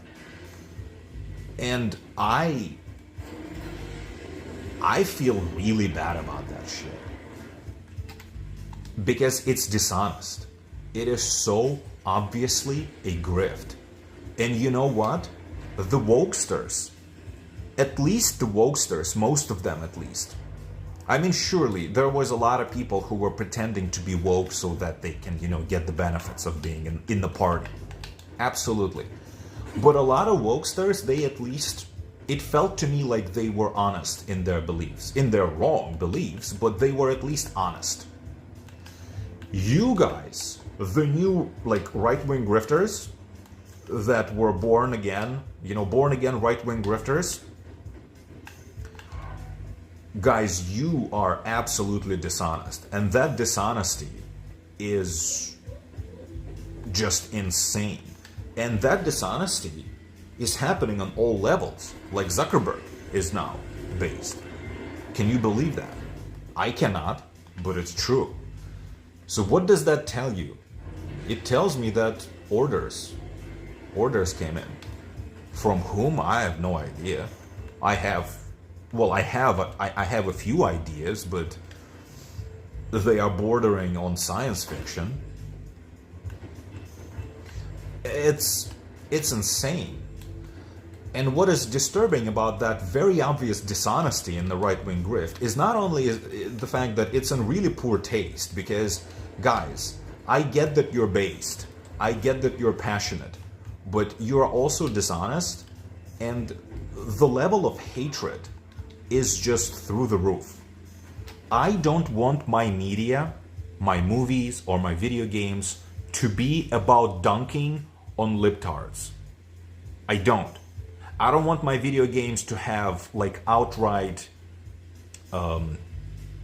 like promotion of degeneracy, but I also do not want my video games to be like Christianity propaganda or mixed with dunking on like, you know, modern liberal values. I don't want any of that. I don't want right-wing grift. I don't want left-wing grift in my life. I don't need either. And what you're doing is not only absolutely insane, like up to a few months ago, I legitimately felt like there were some people out there, okay? I felt like there were some people out there who were probably, honestly, kind of like anti-woke, you know, warriors. Guys, now you are all just graduated to grifters. And if those of you who are real not going to address the problem with grifting right now, you will become as big a joke as the woke movement. Because the problem with dishonesty and the problem with just absolute like relentless push for the message, for the idea. No, guys. No. The anti-woke movement used to be about push for removal of propaganda out of our everyday lives and entertainment. It's about promoting like normal, centrist, natural, you know, values. The likeness of which we've seen in, say, well, last time in like early 2000s, mid 2000s, or the 90s. $10,000 is probably enough, I think, right? Instead, the strength of how dishonest you are, and just kind of like the rhetoric, like the words you're using. You are so hateful, you are so passionate. First of all, that's all you do. We, people, and like content creators, influencers, whatnot, who used to be kind of like pro-baseness, most of our time was spent promoting things we like rather than dunking in things we hate. First of all, that's not something you do at all. But second, which already like tells me that you're a poser, you know, because real gamers, you know, they play video games. They don't talk about video games they don't like. That's what you do on Reddit. That's what you do on NeoGAF or Reset Era or whatever. Real gamers don't do that shit. Real gamers are not keyboard warriors or the analog of that, but for like YouTube. And another thing, the words you use and just the level of absolute obsession tells me that you are ideologically obsessed. Yes, you are ideologically obsessed with the thing that is much less wrong than the woke thing, but you are still ideologically obsessed, which means you will never let go. It will never be enough. Once we eradicate wokeness, you will come for basically, yeah, making every video game about like promoting, you know, like Christian values. And I don't think Christian values are bad, but I don't think every piece of culture, every piece of entertainment we make needs to be about like propaganda of those. We can make things that aren't, that the moral of which isn't just like, you know, be a based man or whatever. I think there are things that can, to be created, kind of like detached, you know, from the limitations of like that pool, like that pool of genre. I think it's limited, honestly. Just like it is very limiting to live in the woke world, or just any kind of like communist, state regime, it is rather limiting to, it would be rather limiting to live in a theocracy, essentially. And I don't want that. As an artist, I find it very depressing, very limiting. So, the way the right-wing grift is happening right now, it is so dishonest, and it is so ideologically obsessed, not with like reason and anti-censorship and removal of propaganda. It is ideologically obsessed with shitting on things we disagree with and on like promoting our values now. No, I'm not interested in that. Because the way you do it, guys, is grift. And it is cringe. And it is so forced. It's posery, really, is what it is. And I just kind of want to make the statement that in the world that the right-wing grifters are creating right now, there will not be a place for me in just the same way as there was not a place for me in the woke world. Because in the woke world, I was straight white male, which made me the enemy. Well, in the world of right-wing grift, I am the immigrant, which automatically makes me the enemy as well. So, in any type of Western society based on a dishonest political grift, there is no place for me. There is no win for me. I cannot get a win in that place. So I don't have a horse in the race. I don't have a horse with the wokesters. I don't have the horse with the right grifters. I'm sorry, guys. It was nice hanging out with a lot of you.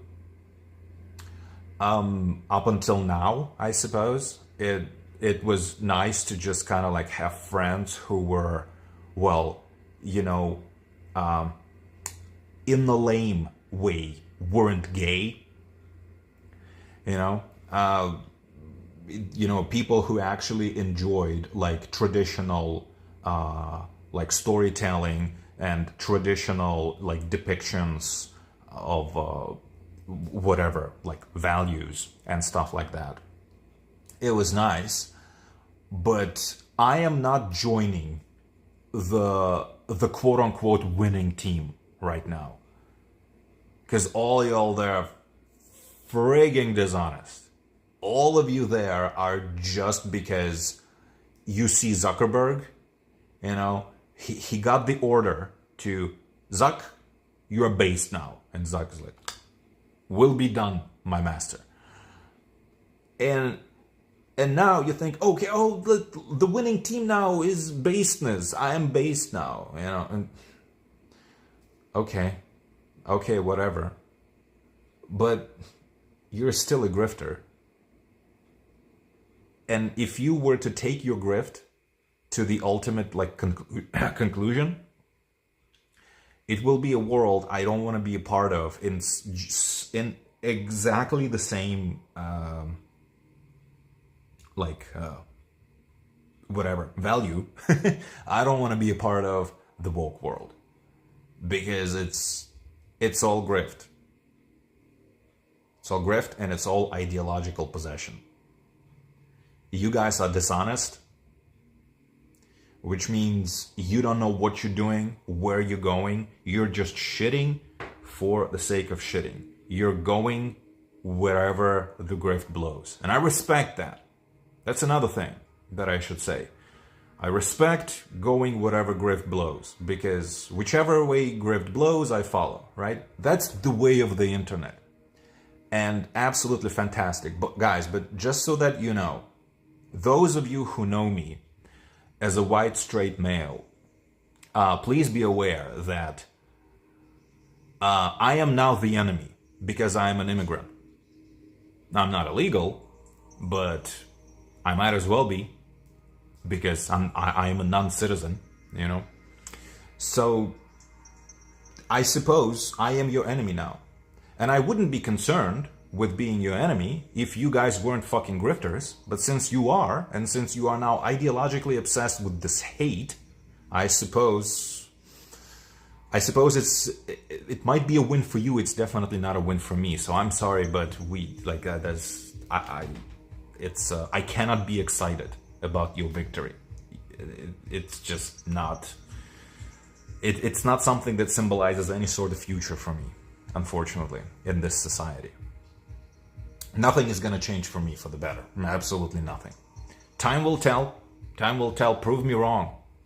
But hey, those were my thoughts on the current political/societal situation in America. And I only gave those thoughts because they are tightly related to the entertainment and specifically the video game industry.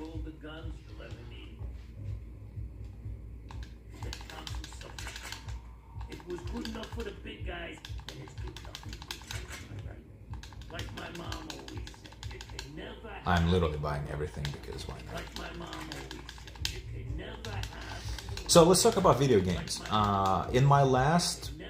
Okay, this guy will never shut up.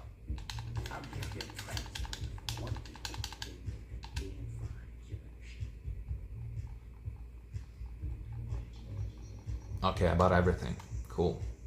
There's another shop, actually. Another kind of shop. And let's go there. So I already talked about Blood Omen 1. I liked Blood Omen 1 overall, but I honestly thought that the game was like stupidly fucking overrated because it barely had any story. Like the story of Blood Omen was literally go kill like 10 dudes, and once you're about to kill, you know, each of them, the game would be like, oh, that is such and such dude. He is such and such and such, and also well versed in blah blah blah blah blah. Oh yeah, he's the real deal. And that would be it. And that is the story of Blood Omen 1 for about 95% of it. Towards the end, true, there is a little bit of like a real story. True, real story does happen in Blood Omen 1. Absolutely. It is there. But for something like 95% of it, I promise you there's basically no story in that game. And what you have is Moji. Please stop being a little whore.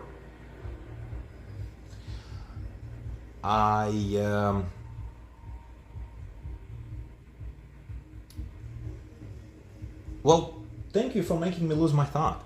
God damn it. For 95% of the game, okay, so Blood Omen 1 basically has no story, and there is something approximating events that matter in the last like hour of the game. Oh yeah, and what you're left with, since most of the game doesn't even have a story really, is basically just a link to the past that isn't even remotely as good as the link to the past. Like, that's it. And funny that Soul Reaver 1 was actually, essentially, borderline Ocarina of Time, but darker.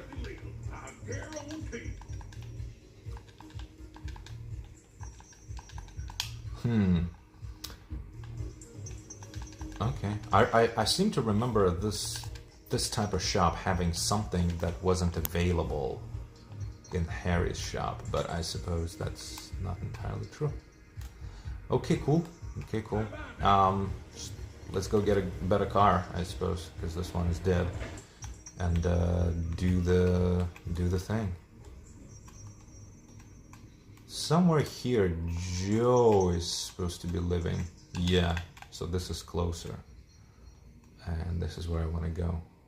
Because this is my apartment. I may be able to use Joe's garage.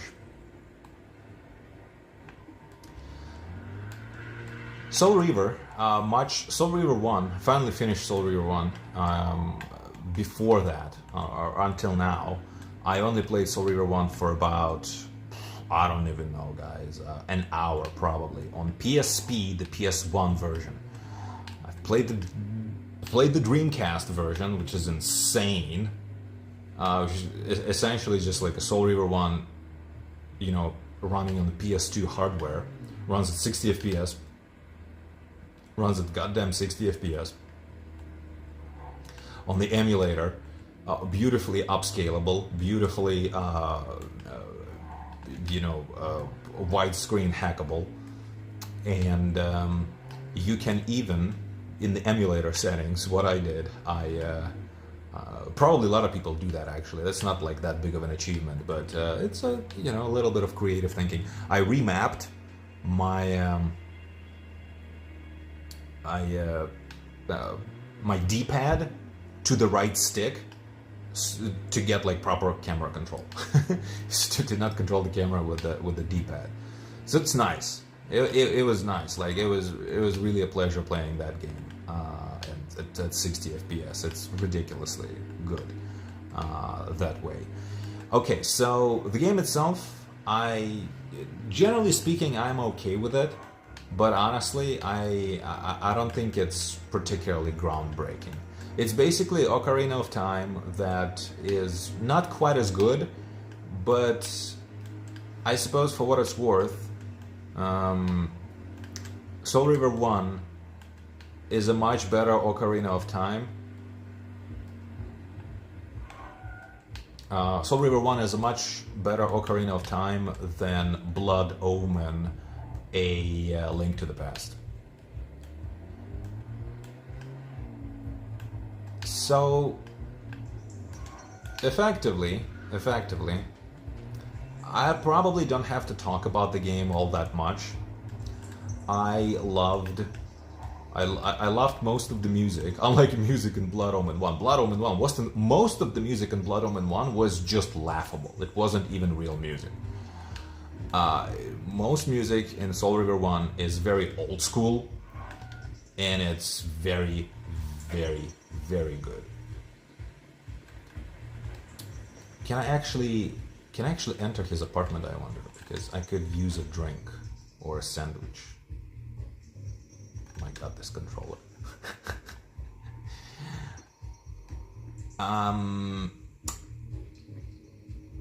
The puzzles, absolute trash. All of the puzzles are basically just this sliding. Joe. Nah, he's probably sleeping. Well, if he's sleeping, I can fix that.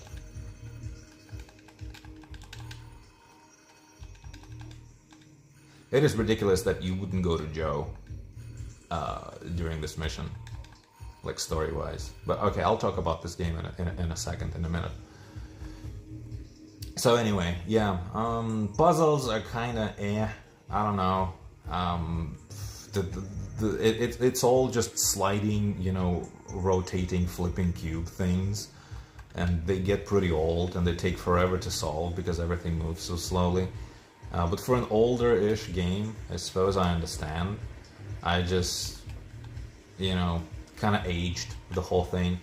The open world is relatively interesting. There are even legitimately a few things to kind of like explore and discover. But none of the things that you can discover, none of the things that you can explore for actually, have anything of value. Even all of the glyphs that you can find. First of all of the glyphs literally do the same thing. Second, none of the glyphs are particularly necessary for anything. Like, all of the glyphs just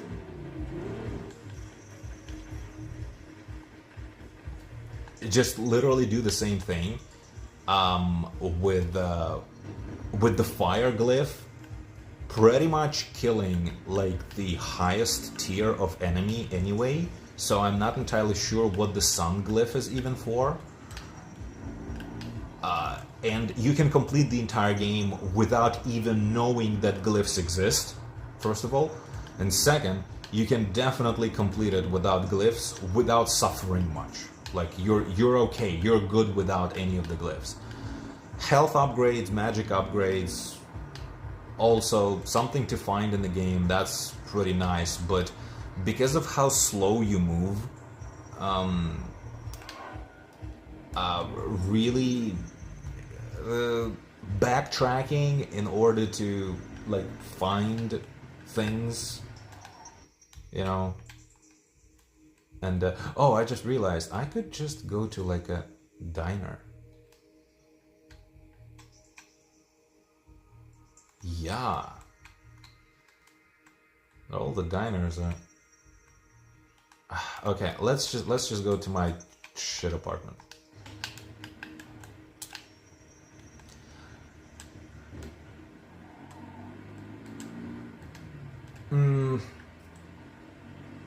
Because of how slow you move, like backtracking through that world in order to find something, honestly, isn't really all that enjoyable.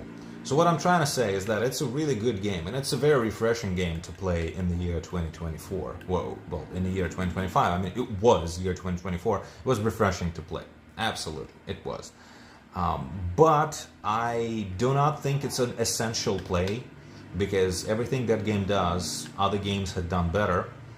And for story and whatnot, the game essentially has no story at all, and it devalues really Blood Omen 1 in the storytelling department by, in the opening 3-minute long cutscene, in the first like 40 seconds of it, it basically explains everything you will ever need to know about Blood Omen 1. And the real story of Soul Reaver, there are basically only two plot points. Somewhere around the middle of the game, or maybe even first like 30%, I would say, of the game, you learn that, you know, Raziel is a seraphim, or what used to be, or was, right? And then you discover the whole time flow, you know, thing at the very end of the game. In between those things, and also in between the beginning of the game and the discovery of the Seraphim, you know, conspiracy, so to speak, Cain's conspiracy, honestly, nothing absolutely happens. It's just like Blood Omen 1. Oh, this is, you know, my brother, some boom boom boom boom boom. He is known for being, you know, I don't know, person of many appetites, or being known for being strong, or yada yada.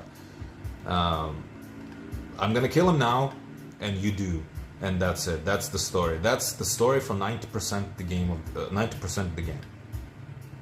Now, Blood Omen 2, sorry, Soul Reaver 2 absolutely overcompensates, and also, ironically, Soul Reaver 2 almost at the very beginning of the game. Well, first of all, Soul Reaver 2 like starts with like a 30-minute long cutscene. Okay. Second, the first thing Soul Reaver does, like the next big cutscene, Cain literally explains to Raziel every little thing that happened in Blood Omen 1. So, like, at the very beginning, you know, if you only play Soul Reaver 1, you kind of like, well, you know, Blood Omen 1 still, you kind of need to play it to get the full context, yada yada. No, Soul Reaver 2 throws that out the window. Soul Reaver 2 is just like, let me tell you literally everything about Blood Omen 1. So that's kind of funny. That, in my opinion, makes Blood Omen 1 even less worthy of playing. Because there's honestly just... there's just nothing in that game. The gameplay is absolute goddamn trash. and the story is almost non-existent until the very end. And suffering through the game just to get like those few plot twists at the end and those few kind of like lore dumps. Trust me, it ain't worth it. It ain't, brother. It ain't. Oh yeah, let's get a better car, just in case there's like some kind of chase or something like that. So, not even gonna review it properly because, like I said, if you like it, you like it. I think it aged a little bit poorly. I love the atmosphere for the most part. But honestly, since I'm such a highly educated person, I've played literally every single video game ever made, except for Soul Reaver 1 apparently. I got a little bit bored with it after the initial kind of like culture shock with the thickness of the atmosphere and the general kind of like metalness of everything. I got a little bit bored with it because puzzles are kind of gameplay, like terrible platforming. Well, maybe not super terrible, but it's bad.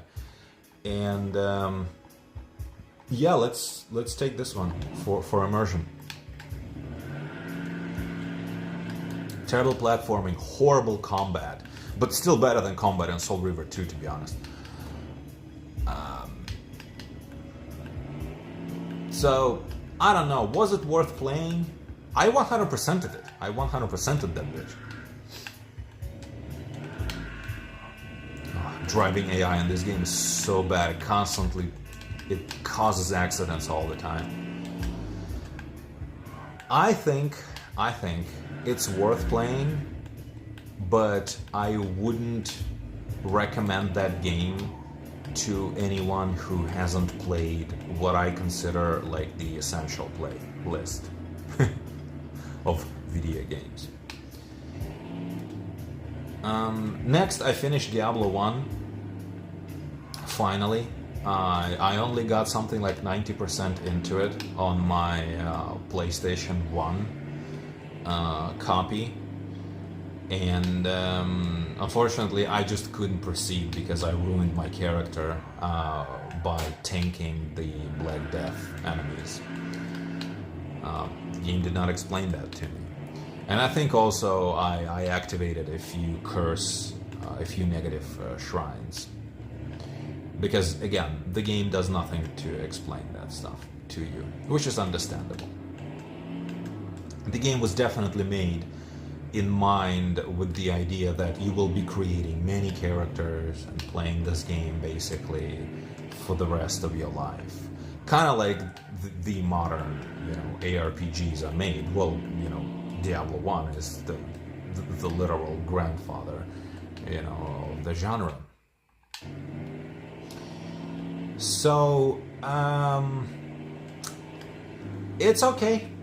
The last... Oh, god damn it. Fuck off. The last couple of levels, basically the entirety of hell, is borderline unfinishable, unbeatable, without cheese. But on PC, it is much easier to do. I played not heavily. I played the Devolution or Devolution, something like that. Well, it would make sense if it was Devolution, but I don't think it's Devolution. Well, yeah, Devolution X mod. It's basically the HD mod for the game, and it has like 1.5 quality of life elements through settings, and it adds storage. But trust me, I played through the entirety of the original game. Like no mods on the console before. I only got stuck, not even stuck actually. I reloaded my PlayStation 1 save file since then, and I discovered that I actually I forgot, but I could keep playing it. It's just that I would need to keep cheesing it,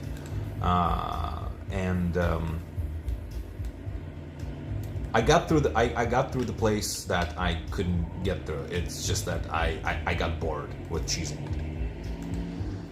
But on PC, it's a little bit of a different story. It is very enjoyable, and the reason it is so enjoyable is because the game was obviously made to play it on PC. It's a very nice game to just kind of like pick up and play. It's satisfying. The feel of progression is insane. It's made like an actual video game that kind of plays like a Diablo, you know? Because every other Diablo clone, really, that I have ever played in my life, maybe with the small exception for the, you know, Baldur's Gate games on the PS2 and the Champions of North series, or the Champions series, all of those, like all of the other, you know, ARPGs are basically games that are created to be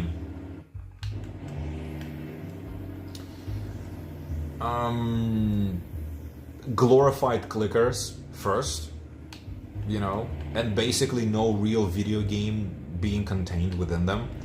Diablo 1 is made like an actual video game, like an actual, like, old school action RPG, action game. And then the fact that it's a glorified clicker slash, you know,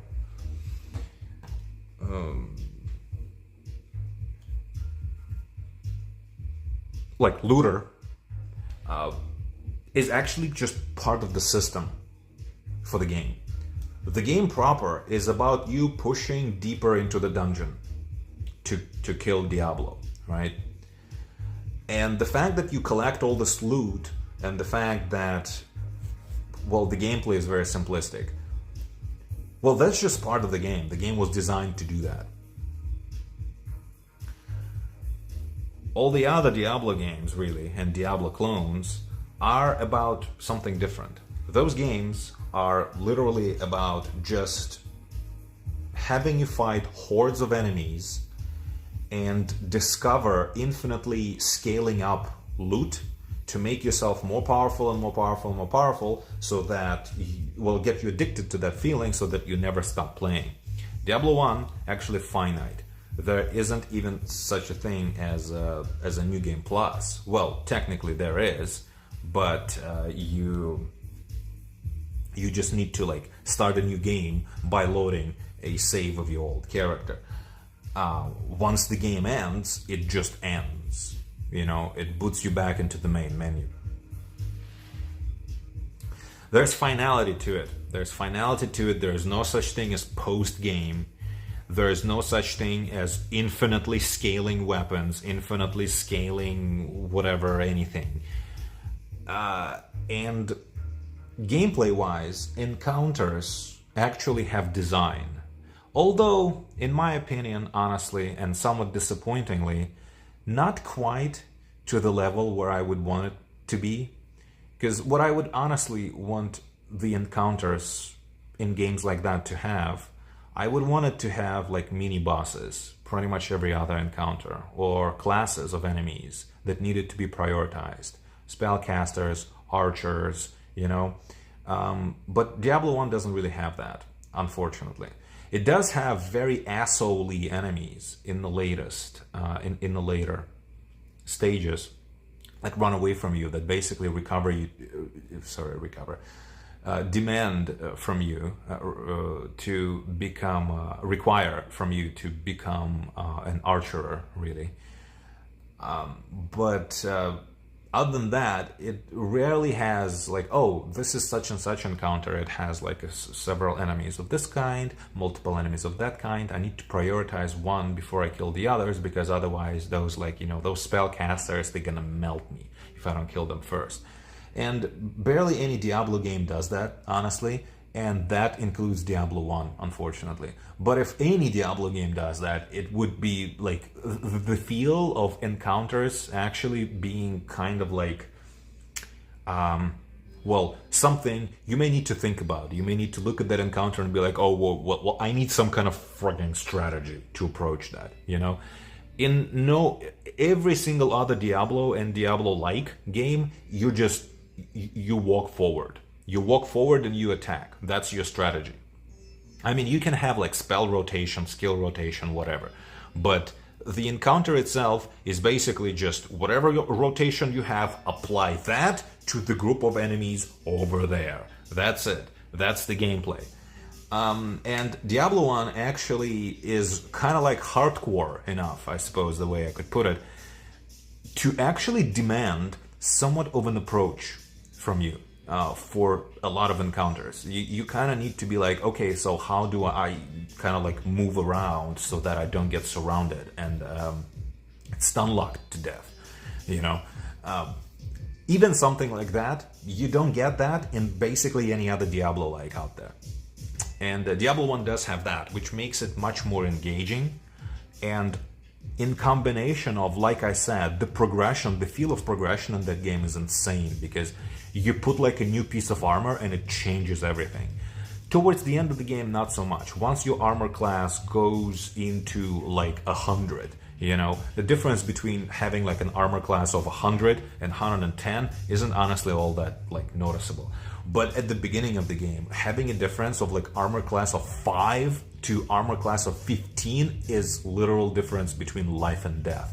And that feeling is so AD&D, is so old school and like meaningful. It's awesome. No other RPG, ARPG or not, basically does that at this point. Maybe Kingdom Come Deliverance is yet another game that does that. Because in Kingdom Come Deliverance, legitimately, when you wear armor, you can tank like quite a few hits, right? You don't wear any armor at all, you just get killed in one hit. And it's not like that in any other game, like Skyrim, Oblivion, you know, oh, you wear like a super heavy armor. Well, it dampens the damage a little bit, but honestly, the difference of the amount of damage you receive with or without armor isn't really all that noticeable. If all that big, if noticeable at all. And like, in Diablo, you know, it's noticeable, right? In Diablo, it's absolutely noticeable, dude. So that's it. I loved it. I love Diablo 1. It got a little bit tedious towards the end because hell is literally not as, it's not that hell is difficult, it's a pain in the ass. So I really don't want to play hell again, you know? But the rest of the game, honestly, I would not necessarily also want to replay it again, because like so much satisfaction from Diablo is in like pushing forward, you know, pushing deeper into the dungeon. That by myself, I think I'm satisfied. I don't think I don't feel the urge. I don't feel the need to keep playing it further, especially since the gameplay is so minimalistic. But for what it is, for a couple of playthroughs, but definitely at least one, I think Diablo 1 is insane. I love the art style. The graphics are just so nice. The music, for the most part, is passable. Some tracks are really good. Some tracks are a little bit trash, honestly. But for the most part, music and the atmosphere, like, love it. Love the absolutely like no nonsense dark setting. I absolutely love it because, dude, sometimes you just need a game that's not going to have any kind of like irony to it, or any kind of well, like a good example would be you play like The Witcher 2 even, or The Witcher 3 for that matter. It's a dark setting, it's a relatively dark setting, but that setting has a lot of sarcasm, a lot of humor, a lot of lightheartedness, you know? It's like a TV show. We can never go full grim dark, you know? We always have to have this kind of like hearthy humanity, you know, to our characters, and, you know, everyone even remotely important in the story is ultimately a good person. Diablo 1 does unapologetic grimdark. Like, no, there's no pussy stuff at all in our game, okay?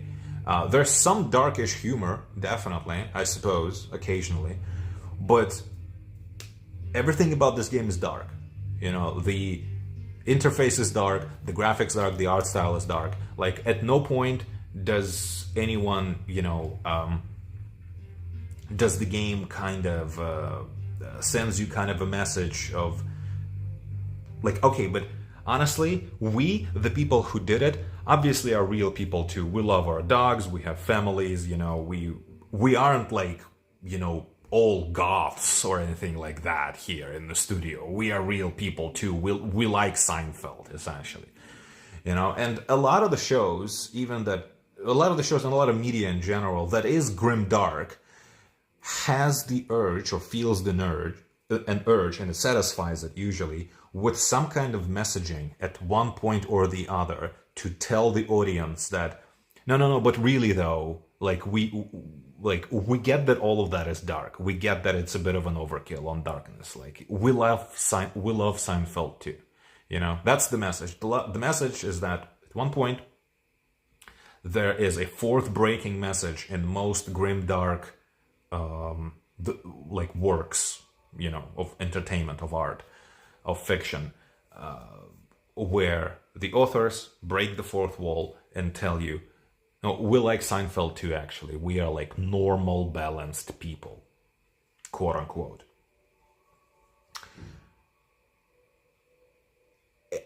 And Diablo 1 doesn't do that. Diablo 1 is like I'm not gonna like Disney up my grimdark setting. No, it's not Disneyed up at all.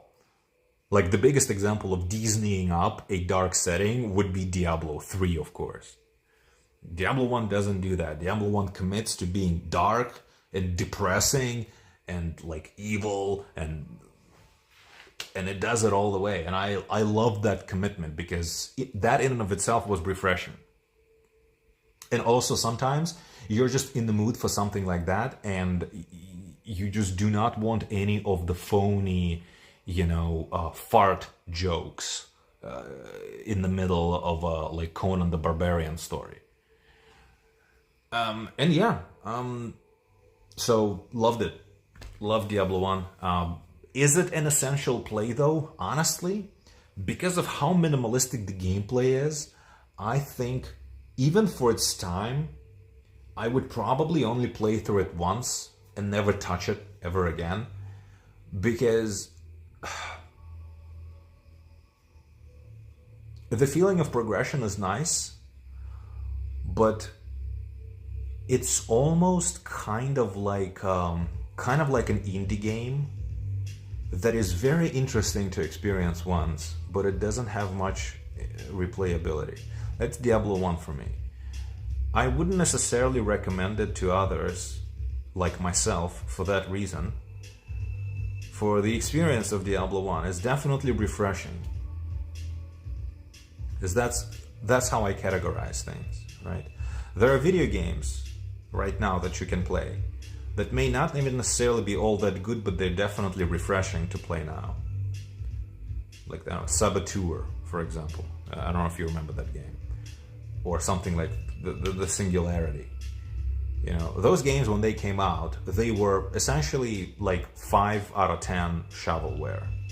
Well, not literal shovelware, but they were part of the dime a dozen gray mass of shooters or open world shooters, third person cover shooters that were honestly, like, we had like 10 of those come out every month, and most of them were very, very mediocre. But now, playing those games, it's actually kind of refreshing, because we don't get games like that anymore. Instead, we get like pseudo-nun games like The Last of Us or God of War. So now playing those games is actually kind of refreshing, and because we skipped most of those back in the day, because they were mediocre, we were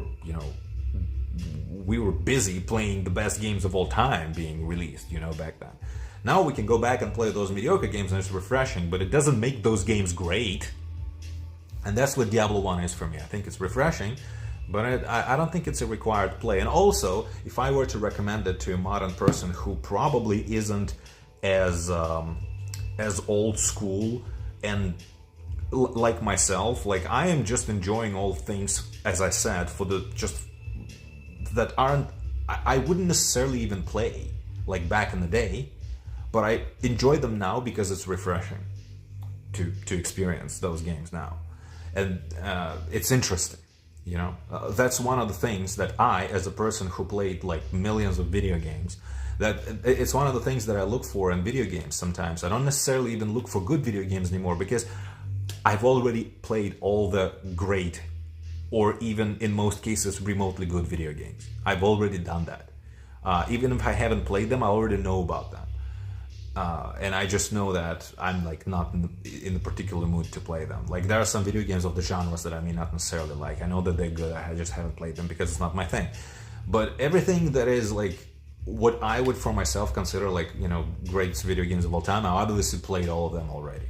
So one of the things I'm looking for now is just something unique, something new, something fresh. And Diablo for me would be one of those games. And since a lot of people, probably modern people, wouldn't be looking for that, they would be looking for greatest game ever, man. You know, well, no, Diablo 1 isn't gonna scratch that itch, I don't think, for most modern people. And also, the basicness of its gameplay, the simplicity of its gameplay is probably going to bore a lot of people. Because like everyone picks the warrior, right? And in Diablo 2 and 3 and 4 and Path of Exile, you come up with some kind of AoE, right, attack. You do the spinning fucking barbarian thing. And, well, I'm sorry, but Diablo 1 doesn't have that. So I think even most people who would otherwise probably enjoy this game, I think they would find it too simplistic, too minimalistic, and kind of like just too basic.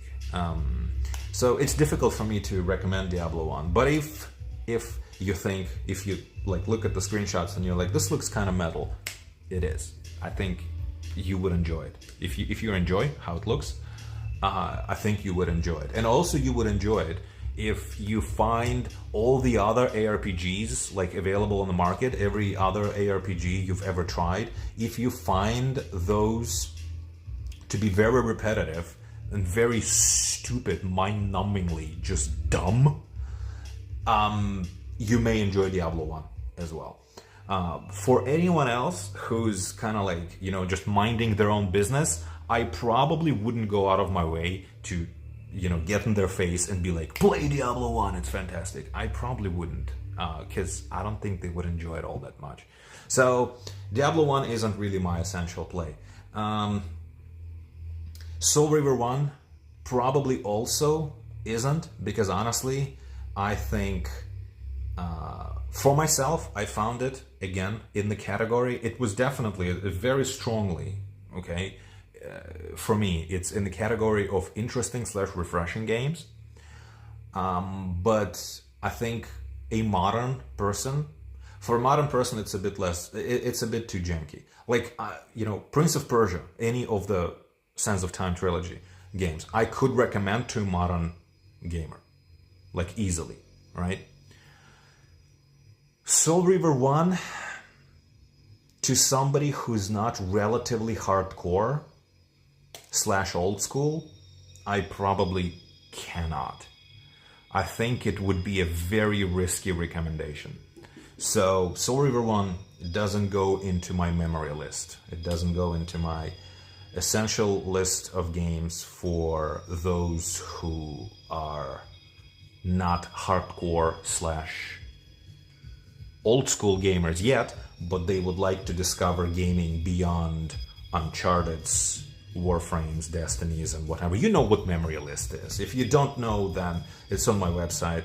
And if you don't know what my website is or what memory list is either, then you're probably not listening to this.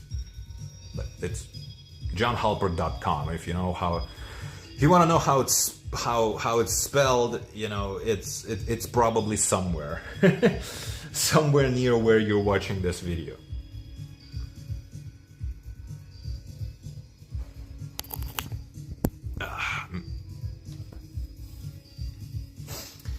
I need to go grab a drink. I'll be back in literally 20 seconds.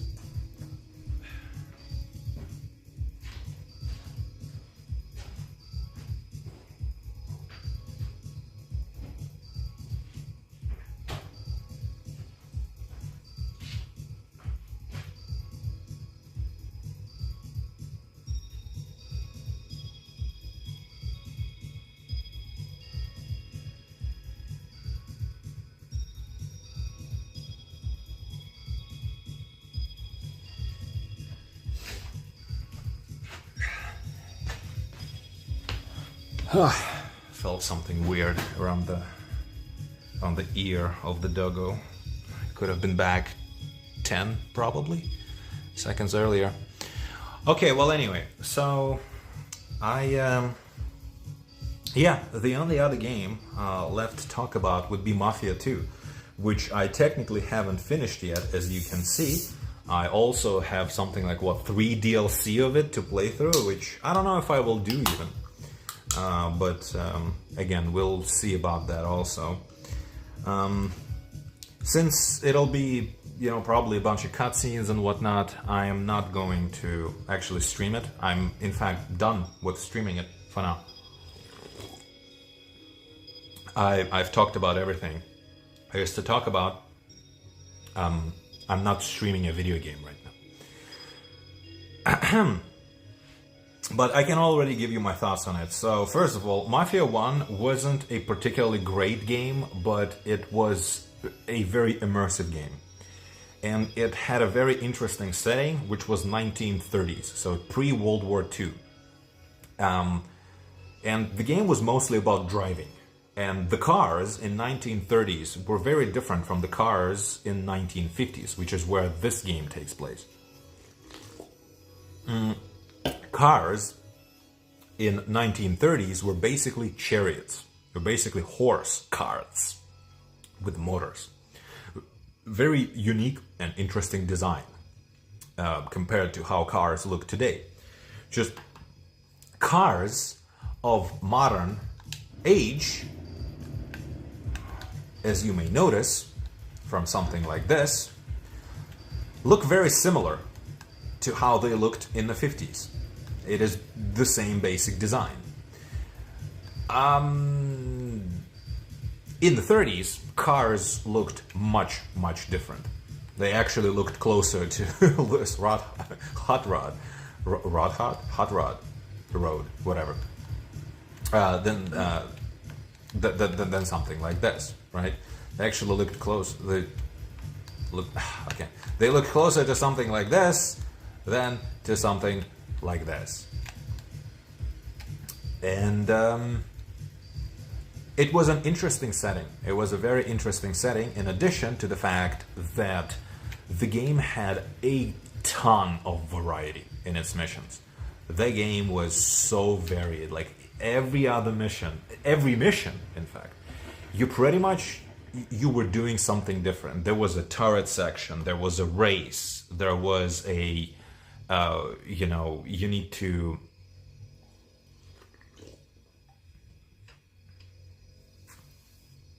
raced against clock through the city without banging the car into anything. There were chases. There were getting away, from chases. There were shootouts.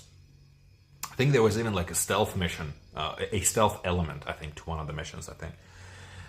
And there were infiltration type of missions, where you could even kind of like choose a path to take, to kind of approach a bit of a kind of like an outpost type of situation.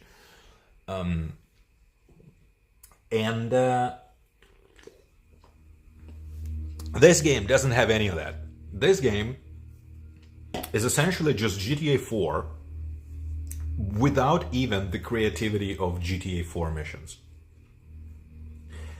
GTA 4 missions were pretty straightforward, but even those were more varied. This game, all you do is you drive to a mission, you shoot. You drive to a different place, you shoot. You drive some more, you shoot. You drive back home, you go to bed. End chapter. That's it. That happens for 15 fucking chapters. There are a few chapters that are different, like the chapter in prison, where you have the wonderful minigame of doing a bunch of like brawling minigame. That's like absolutely wonderful. Absolutely needed that. It's terrible, actually. That minigame is just absolute trash. I hate the melee in this combat, in this game.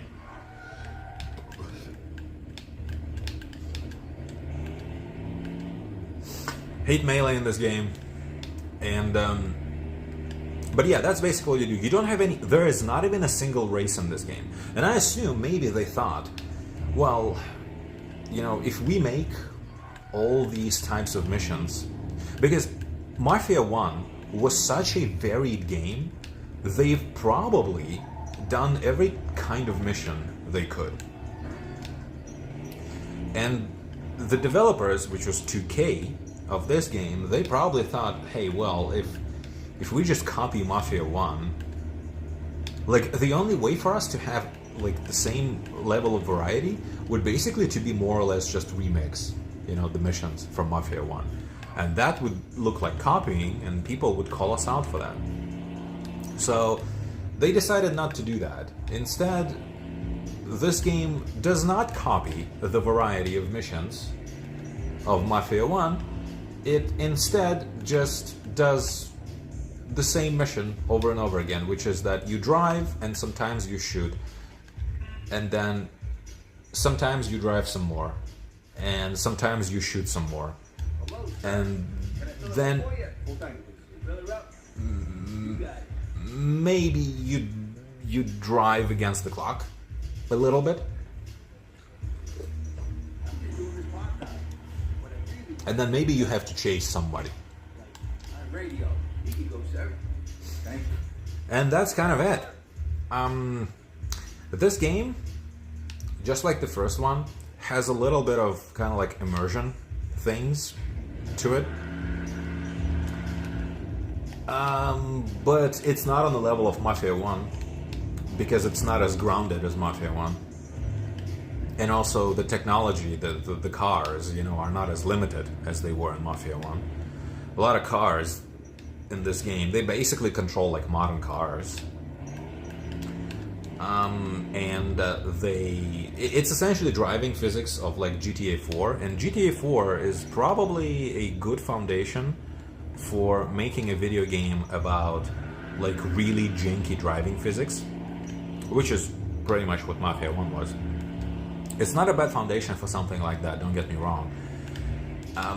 But because of how overpowered most cars here is, it's essentially just less immersive, less hardcore Mafia 1. Also, you get like the police chatter for some reason every time police is after you, like GTA style, which is very anti-immersion. And cops no longer keep an eye on you following the traffic laws. The only law they keep an eye on is collision. If you bump into somebody, they notice that. Or if you're speeding, they notice that. If you run a red light, for example, or a stop sign, which the game does have them, does have those. There's one. There's a stop sign right here. And there was a cop right behind me, actually. And I stopped at the stop sign. I don't remember if stop signs were a thing in Mafia 1, but red lights were a thing. Running red lights in Mafia 1 would get attention of cops. Not in this game. So I don't know what they were thinking about with the police chatter and the fact that the cops don't care about you running red lights. I honestly I don't understand what the developers were thinking. You have super immersive, though, like refueling process, which you barely even need to refuel ever, because every car you ever get into has full tank always.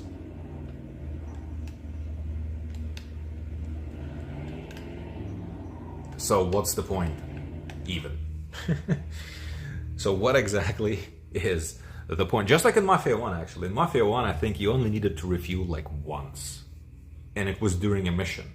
And that was part of the mission, that you were given like a car, a truck, a vehicle, whatever, something that like barely had any fuel left in it. Other than that, you would only refuel in the free play if you LARP as a taxi driver. Other than that, you never need to refuel in Mafia 1. And just like in this game. But in this game, there isn't even a mission that tells you that, oh, I need to refuel now.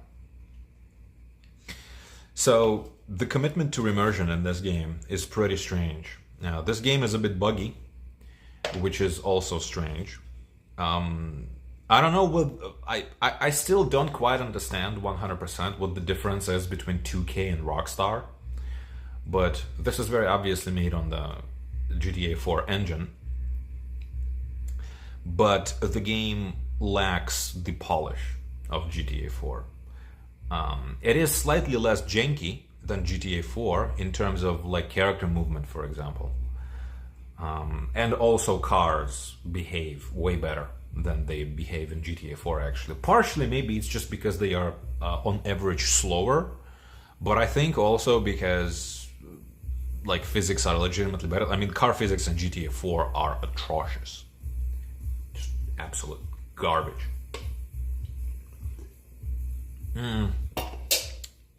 This game, however, like I said, the cars were so old in Mafia 1, 1930s. They were very slow to accelerate, and they were very slow to brake.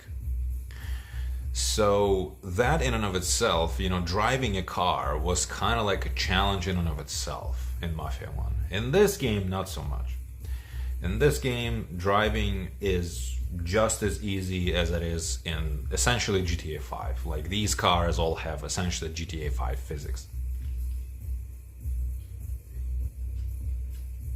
And it's far less engaging, combined with the fact that the story is essentially just legitimate copy and paste of Mafia 1, with just the addition of the fact that you now have a buddy who's basically Jackie from Cyberpunk, only you actually have to play through the game with this one instead of losing him, you know, in the intro. But the main story bits, even to the point where you have like you have a dude who's relatively high level, and you're tasked to assassinate him. And in this game, you're not directly tasked to assassinate him, but your friend is tasked to assassinate him essentially, and you let him go, you let him disappear, just like in Mafia 1. The story is not as compelling, but it is okay still. One really good thing about this game is that it's not a Ubislop, not even remotely a Ubislop. There is absolutely nothing to do in the open world, absolutely nothing. There are no bonus missions, no nothing. So just like Mafia 1, the open world here exists just as a backdrop. Unfortunately, that backdrop, in my opinion, is simultaneously way too big and even less utilized than how it was in Mafia 1. Because in Mafia 1, it was smaller. And yes, it resulted in you driving up and down the same routes all the time. But you do the same thing in Mafia 2. Only, you know, the world is bigger. But because it's bigger, and it really would have been a giant pain in the ass to orient yourself in it without a radar, without GPS. But it should not have had GPS, because you're essentially just following GPS. Like in Mafia 1, orienting, you know, using the map was actually part of the process. Not here, not here. Which makes it less engaging.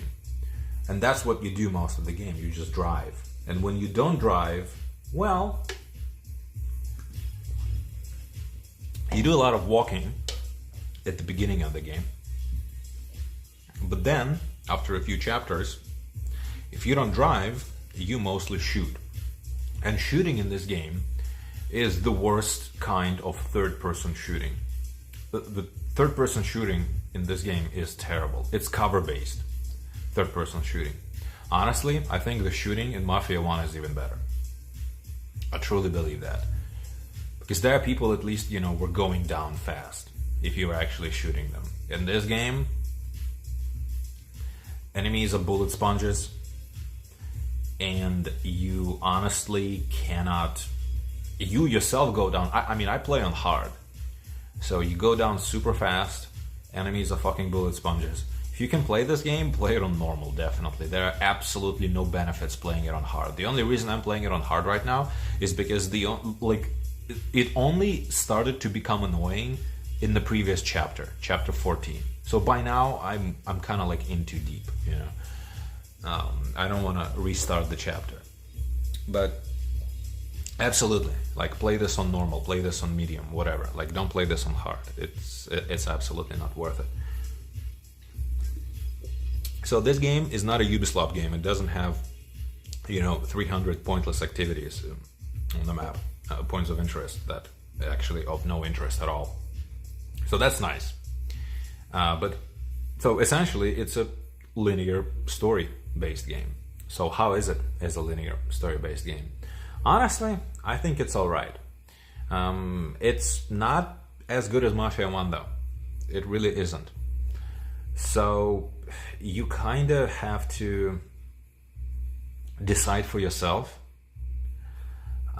whether this is something to play as a Ubisoft game. If you have an itch for a Ubisoft game, this is not something to scratch that itch. Mafia 3, I assume, would be the game to do if you have an itch for a Ubisoft. Mafia 3 would be the game.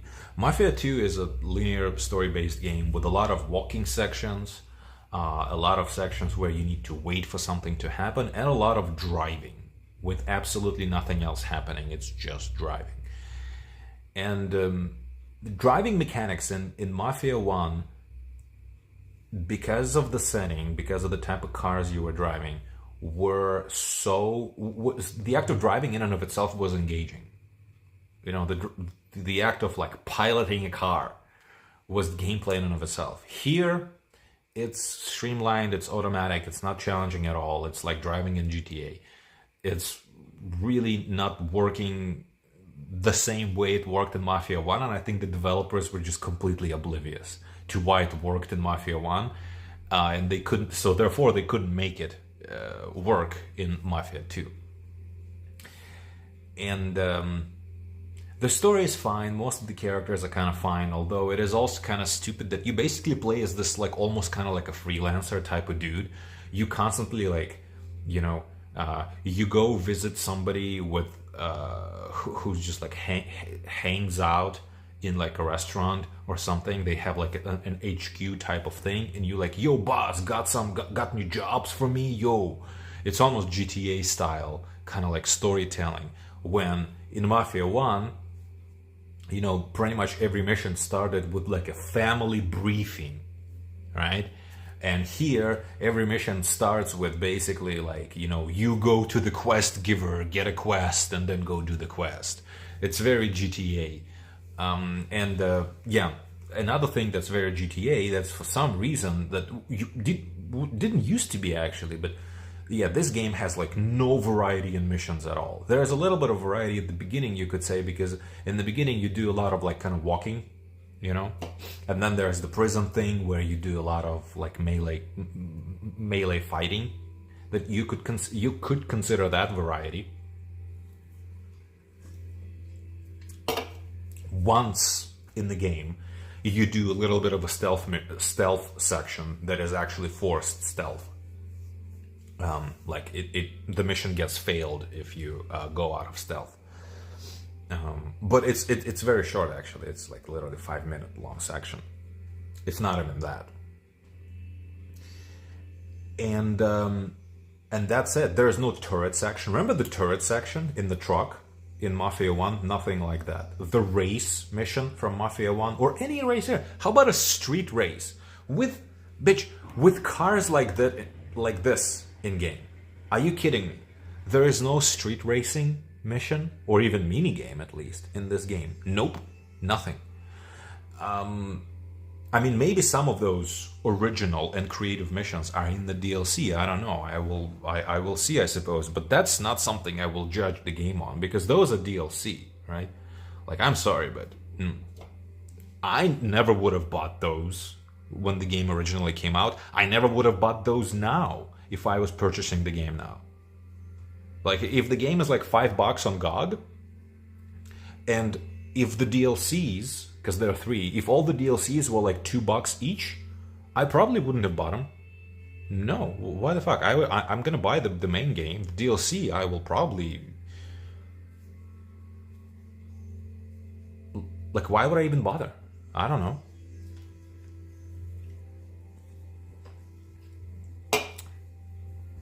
This game, though, is so story-based that you might as well bother with DLC, I suppose.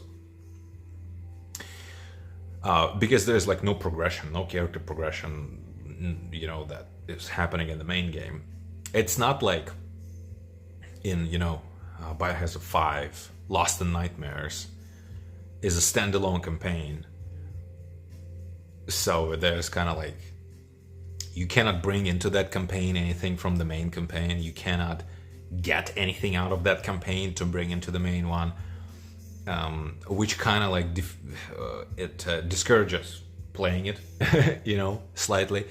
But generally speaking, you still it's basically just like kind of like an experience. It's not actual game of Resident Evil. It's an experience. It's a side story. Because the actual game of Biohazard 5 actually relies heavily on the whole progression thing, and that thing is completely taken out of the DLC campaigns or stories, chapters, whatever. So that's kind of like shit, right? But in this game, there's no progression anyway, so I suppose you might as well, you know, purchase those DLC, because it's not really a waste of time, because the whole game is a waste of time, really, in terms of like an open world, you know, pseudo game where you do whatever you want to do. No, there's nothing to do in this open world game. Literally nothing to do. I'm not making fun. It's not like Cyberpunk type of situation where I will tell you there's nothing to do in the open world. No, in this game there's literally nothing to do in the open world. Crashing cars in that smasher for like scrapping, metal scrapping. That's literally the only thing to do in the open world. I suppose you can also rob stores, random stores, which you could also do in Mafia 1, I believe. But there's no reason for that, because you don't need money in this game. Money buys you absolutely nothing. What I just did with like earning a bunch of money to buy myself some guns absolutely was not necessary. It was just something to do when recording this sit rep. So yeah, I don't know. Mafia 2, it's... A lot of people absolutely hated this game when it came out, and I understand their frustration, because it's essentially... it's a sequel to Mafia 1 that completely misses the point of Mafia 1, why it worked, in a setting that is much more boring, with terribly boring mission design and shit like that.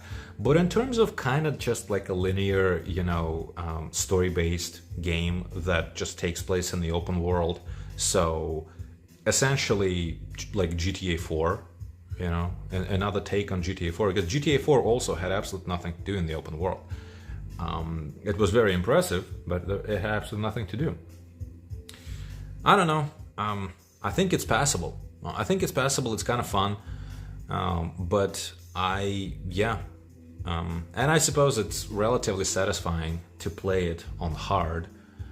But would I recommend this game to anyone? No. Mafia 3, if you have an itch for a Ubisoft type of experience, Mafia 3 is probably just as good a game as any to scratch that itch. If you already played like Saints Row,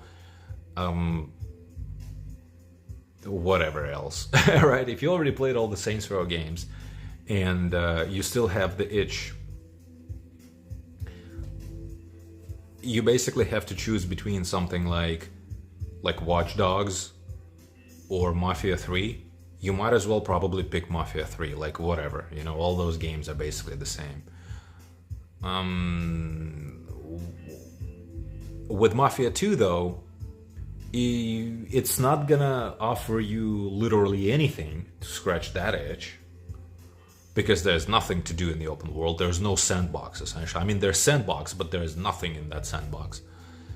It's like a LA Noire type of situation. You know, LA Noire is not a game to scratch the GTA itch with, right? So this game is the same way.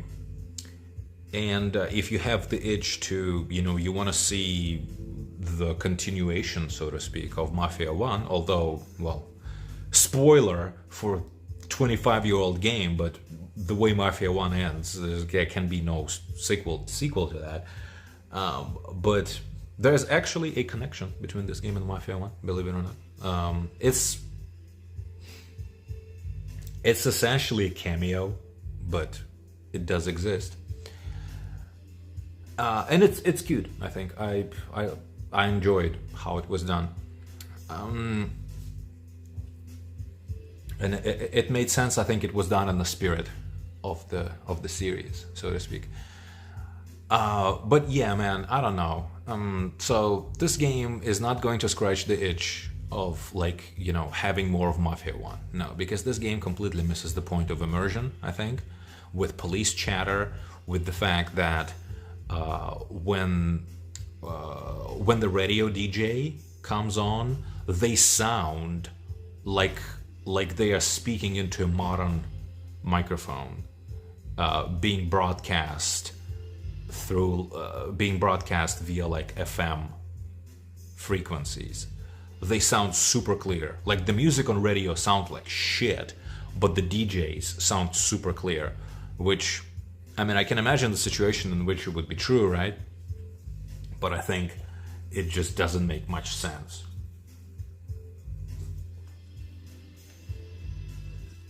Because at that point, they are probably using AM frequencies. I mean, I'm not familiar with the history, but my assumption is that at that point, they would probably be using AM frequencies. That's why everything sounds like shit. In addition to the fact that recordings sound like shit to begin with. But even if the recordings are old, so that's why they sound doubly bad, well, the voice of the radio DJ would still sound kind of bad because it's AM frequencies to begin with. No, like radio DJs in this game sound super clear. And you have police chatter for some reason in every single car. Ever. I don't even know if that, well... Was there even, like, police radio in 1950s? I suppose there was, but... Like, LA Noire takes place in late 40s and early 50s, and Cole Phelps, right? I think the name of the protagonist, had to go to a phone and place a phone call every time he needed to contact anyone in the police. Like, I don't know, it doesn't make sense. I'm not super familiar with technological states of America in the 20th century. I'm not entirely sure when which thing entered, you know, the civilian state. Obviously radios existed, you know, in the 40s, but police radios, I don't know. But the police chatter, in the first place, is just ridiculous that you hear it. So the developers didn't quite understood the immersion. The developers didn't quite understand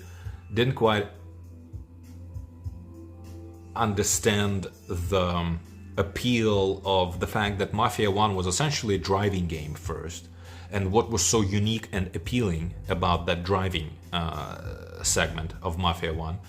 They did not understand the open world. They did not understand the fact that getting familiar with the open world and finding ways through the open world was actually part of the game.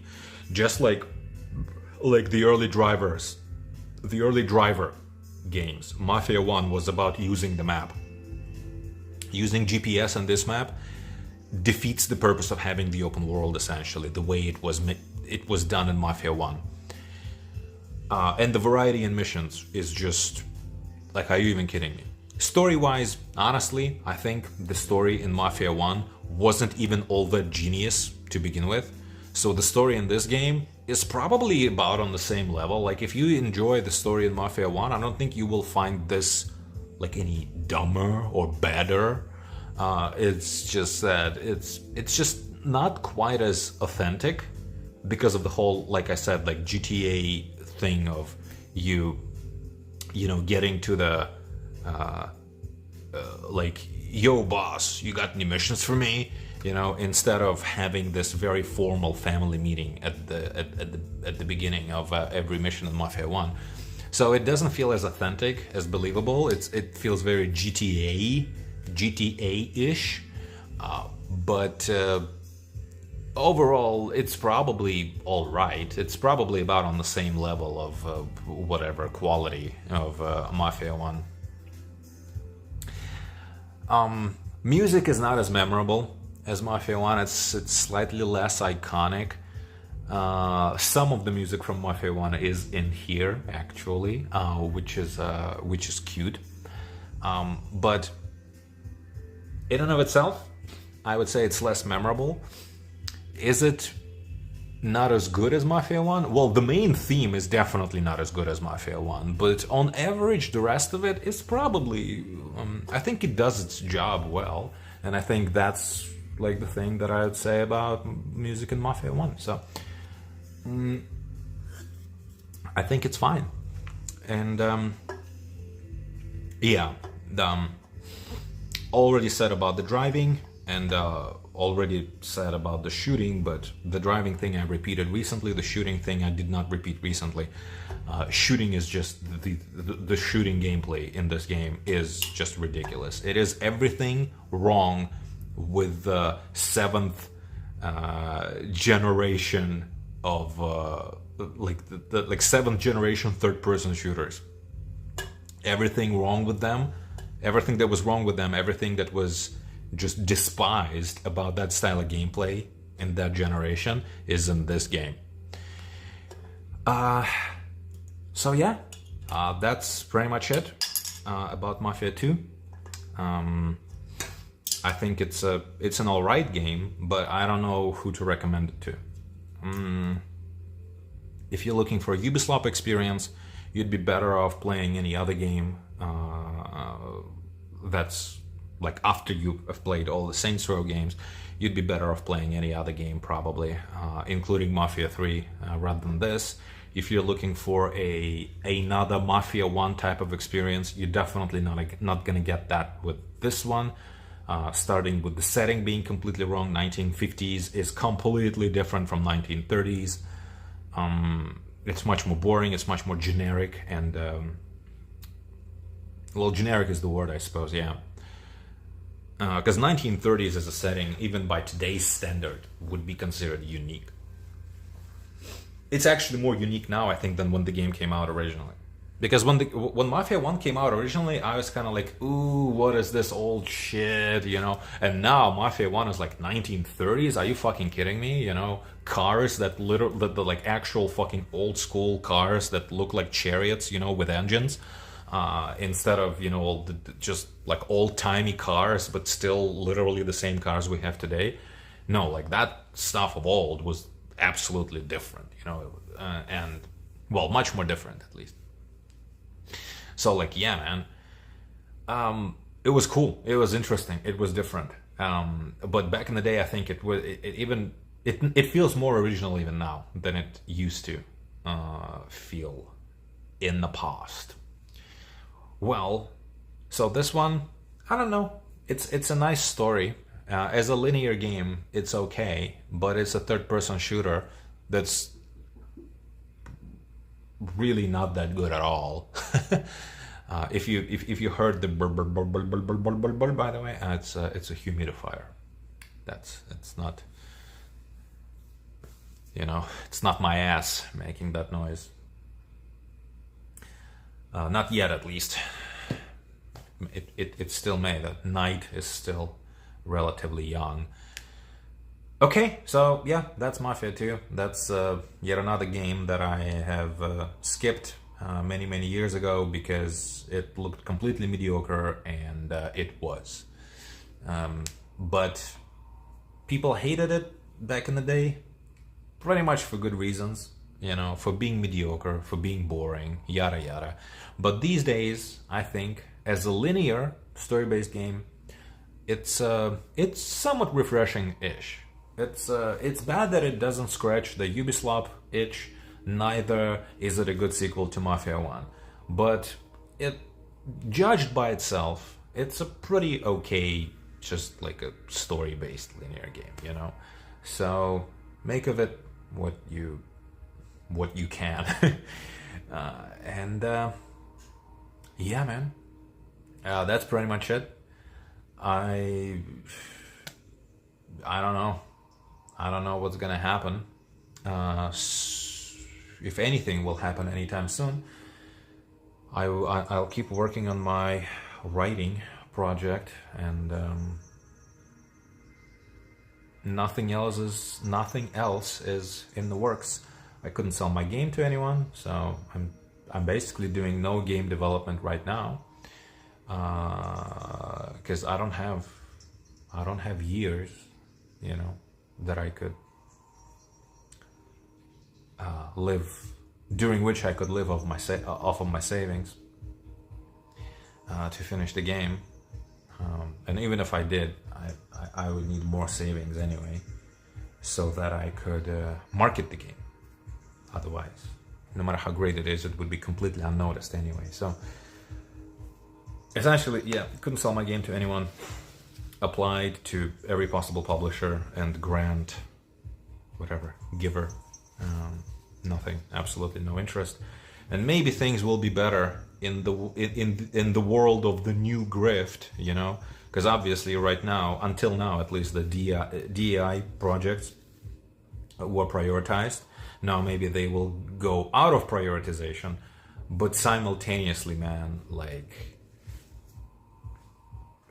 it's just that, well, you used to have the DEI mafia running kind of like the allocation of resources. Well, now you're gonna have dirty, bloody, capitalists, mafia running the things again. And guess what? I'm not Jewish. I'm not aristocratic in any way. I'm not part of that club either. So I don't think there's any hope really for me to suddenly, I don't know where, get my game funded. I may be doing some music related stuff, live synthesizer demos, if what I wanna, well, if the library ends up actually having stuff available for me this week. I saw some stuff available, like enough to make another pretty interesting setup, but it's not 100% guarantee when you, what the hell is this? Oh, okay. It's not 100% guarantee when you make a request, when you put down a request. It's not 100% guarantee that you actually, well, the person like in front of you who's currently having the item, that they will actually return it in time for you to get it. So if everything plays out nicely, if everything plays out correctly or by the book, the way it's supposed to be, I will probably have another setup ready for myself towards like the end of this week. Or then the Thursday or Friday I should get it, and then like Saturday or Sunday I will have it. And although I am prioritizing my writing project right now, I should be able to still make,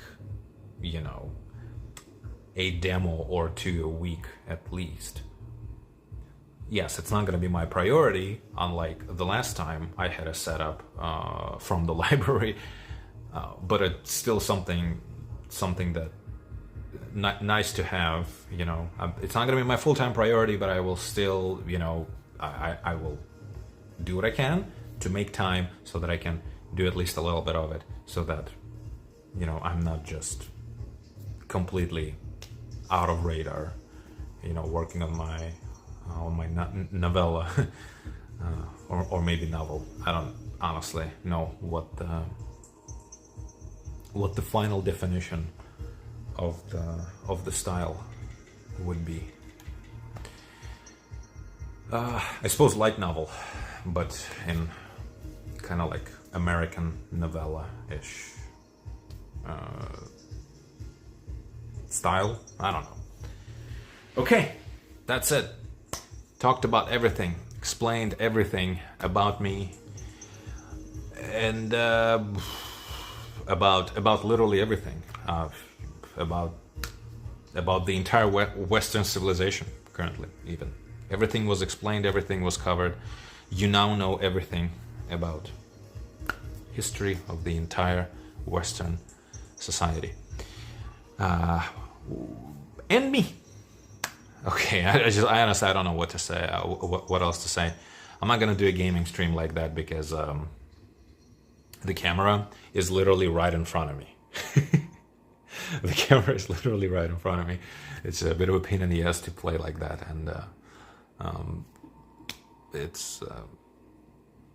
I already said everything I could say, and I couldn't really say that while watching cutscenes and stuff like that.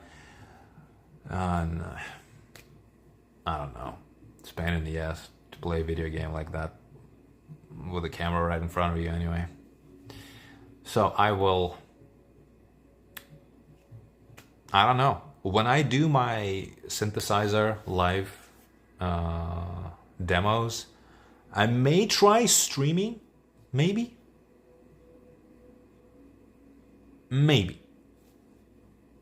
Again, just to see if anything changed.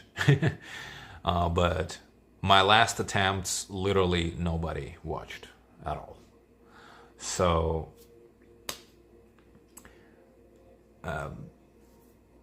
you know, maybe I will, maybe I won't. If there is anything specific you would like, you want me to stream, or if you do definitely like want to see me, you know, do the synthesizer, you know, tinkering, knob touching, as I call it, live, whatever, let me know. If there's anything you'd like to tell me at all, you know, let me know. Right now, obviously, I'm streaming from my phone, so I don't have a chat. So if you tried telling me anything during this stream, sorry, I couldn't see it. But yeah, I'm also streaming this on Twitch. If you're somehow seeing this on Twitch, please know that I am not paying attention to my Twitch at all. It's connected to this app, but I don't usually stream on it. It's only on my phone, and I definitely do not check it. Twitch is completely dead for me as a platform. For more live streams, follow me on Kick, and for more updates and music in general, follow me on YouTube. And of course Patreon also. You can also follow me on Instagram and whatnot, but I don't really... I upload new content there, but in terms of like all of my music ever, you know, Instagram doesn't have it. Instagram doesn't have that. So it's... that'll be it for today. And I will definitely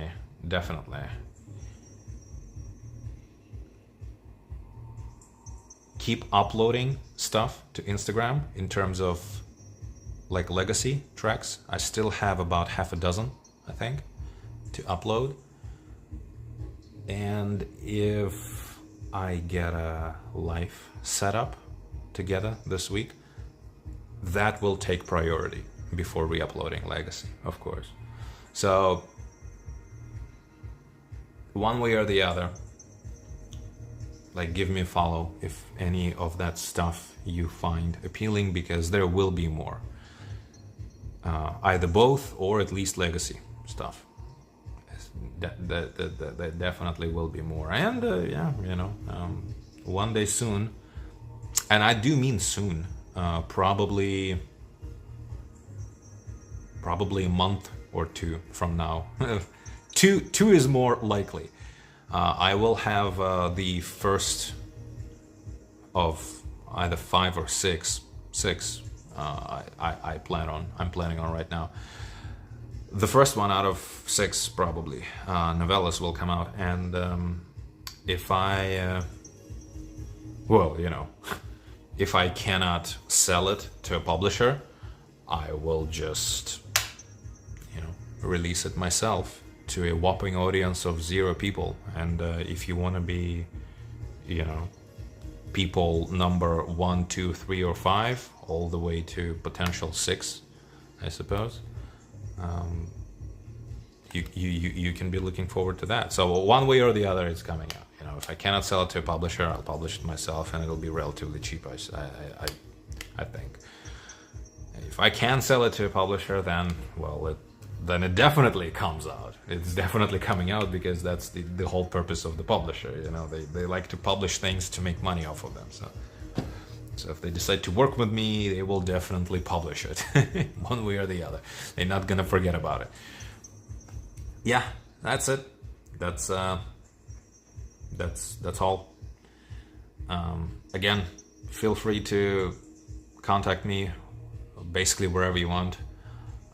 You can do it for free. You can follow my Patreon for free. Nothing is behind a paywall, I think, on Patreon. Well, except for the store.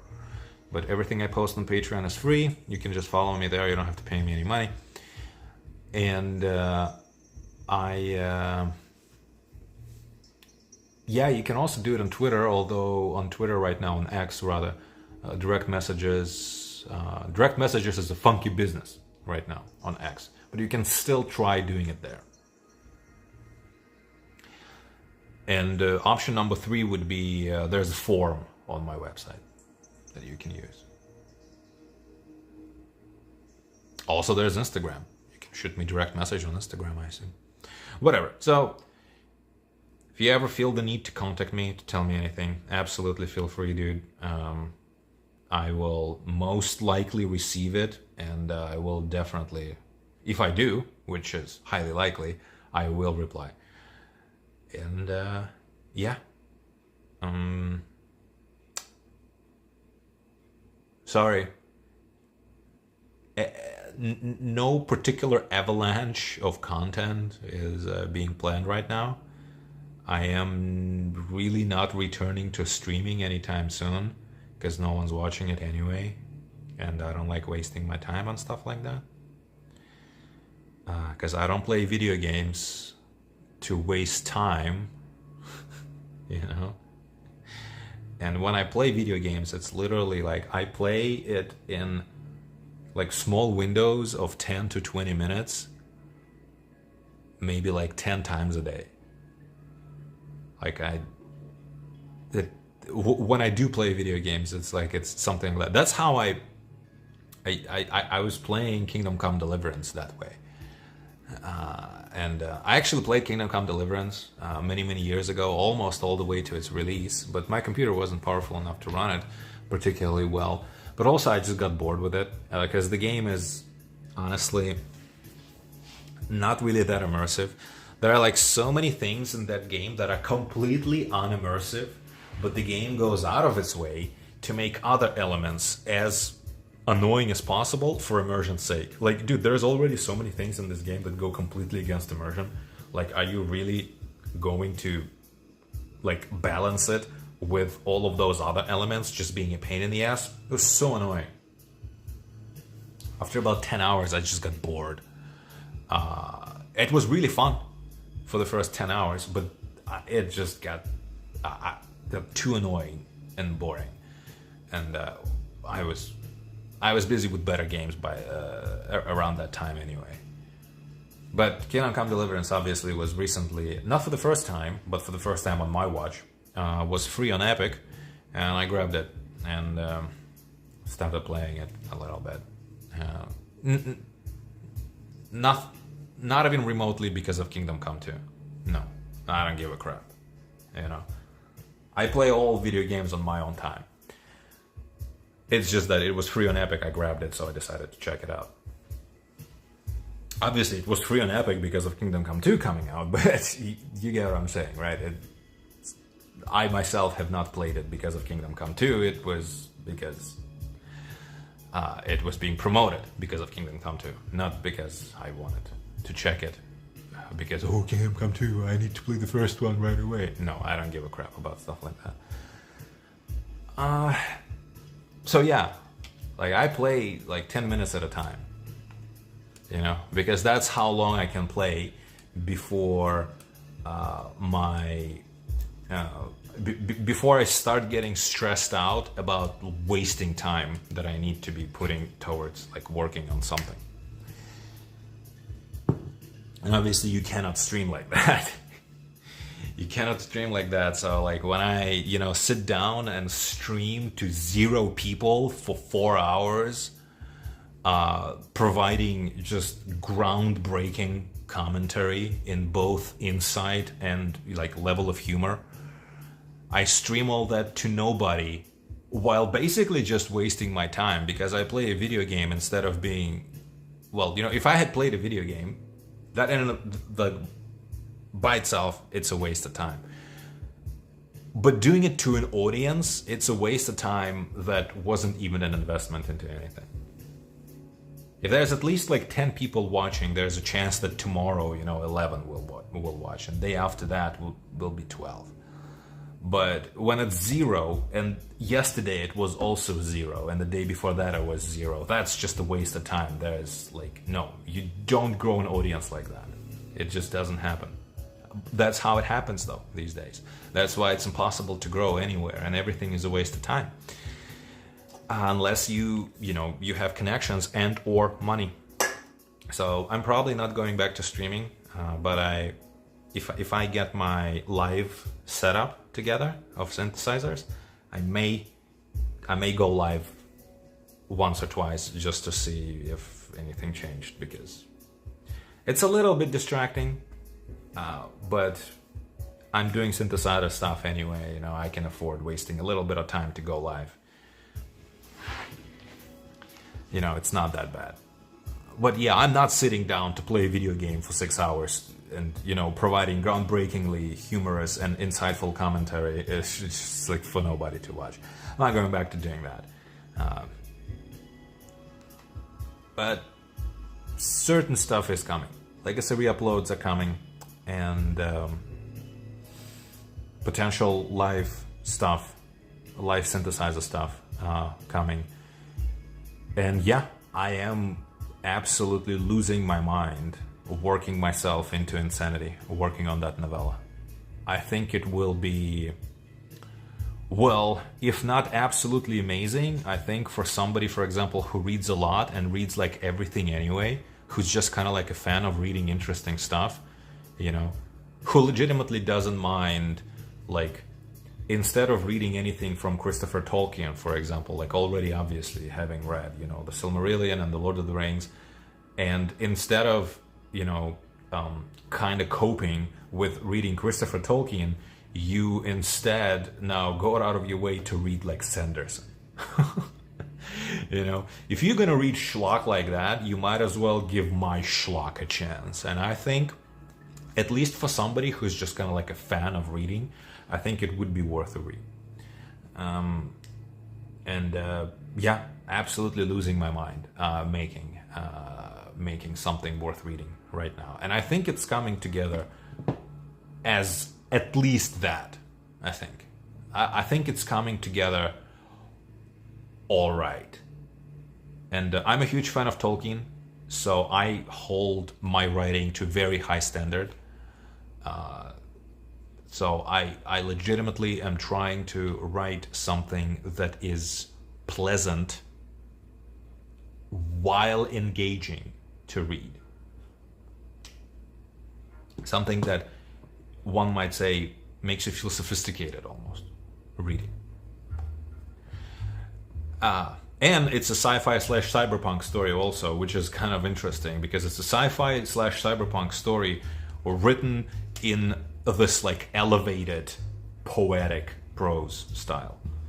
But I think I didn't make it just by just like copying, you know, the Tolkien style. I made it in my own way, because how the fuck would I copy Tolkien anyway? It would be, for someone like me, it's just impossible.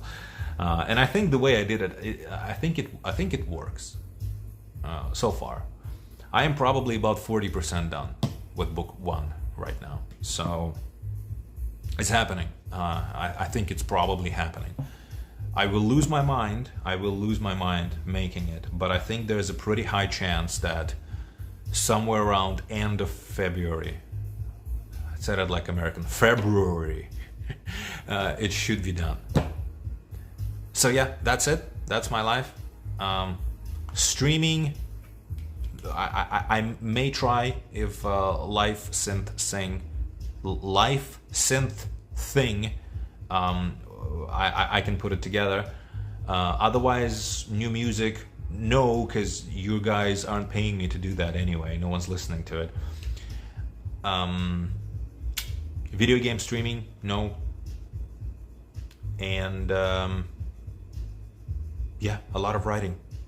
Did I forget something? What am I known for? Music and potential video game reviews / streaming.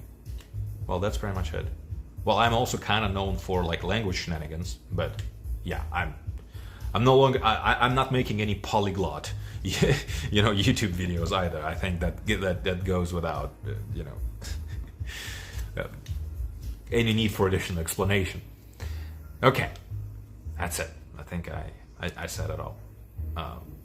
Again, if you watched this live, I apologize, but I'm multi-streaming from my phone right now, so I don't have a chat. And even if I did, I don't think I'd be able to only monitor probably one platform at a time anyway. So might as well not bother. But yeah, absolutely, feel free to contact me if you want to contact me about really anything, whether it's free stuff or you know, collab, like collaboration. Hey, if you're an artist, absolutely hit me up. Free stuff, collaboration, or just recommendation or hate mail. Feel free to send me your hate mail, dude. I'm hate mail. I would love to have it.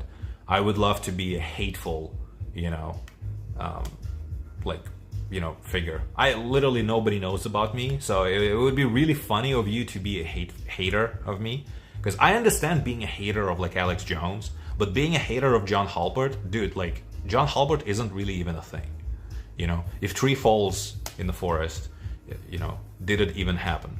And well, no one was around. This is John Halpert. No one's around. John Halpert isn't even a thing. It doesn't exist because no one sees it. No one knows it. You know. So being a hater of me is pretty funny. But if you are, absolutely feel free to send me my send hate mail my way. And if you can, please make it public on Twitter so that other people can see, so that I get some publicity, maybe, you know, some form of following, whatever. I would love to be, you know, centerpiece of a giant drama, in fact. So if you are working, if you work for like a big publication, absolutely, dude, please make a hit piece about me on how big of a racist I am and bigot or whatever. I'm sure I have said plenty of things, you know, in the beginning, quote unquote, ish, of this podcast, with the whole thing of me being a political dissident, somewhat of a centrist. You know, I'm sure that's a crime now for both of you. You know, back in the day, you know, back in the day, 2 months ago, people like myself, we were considered like anti-woke, you know, crowd. But now that the anti-woke crowd just became all unapologetic grifters, and I don't want to associate with them, I am now 100% a political dissident from all of that stuff. I am now basically a true centrist.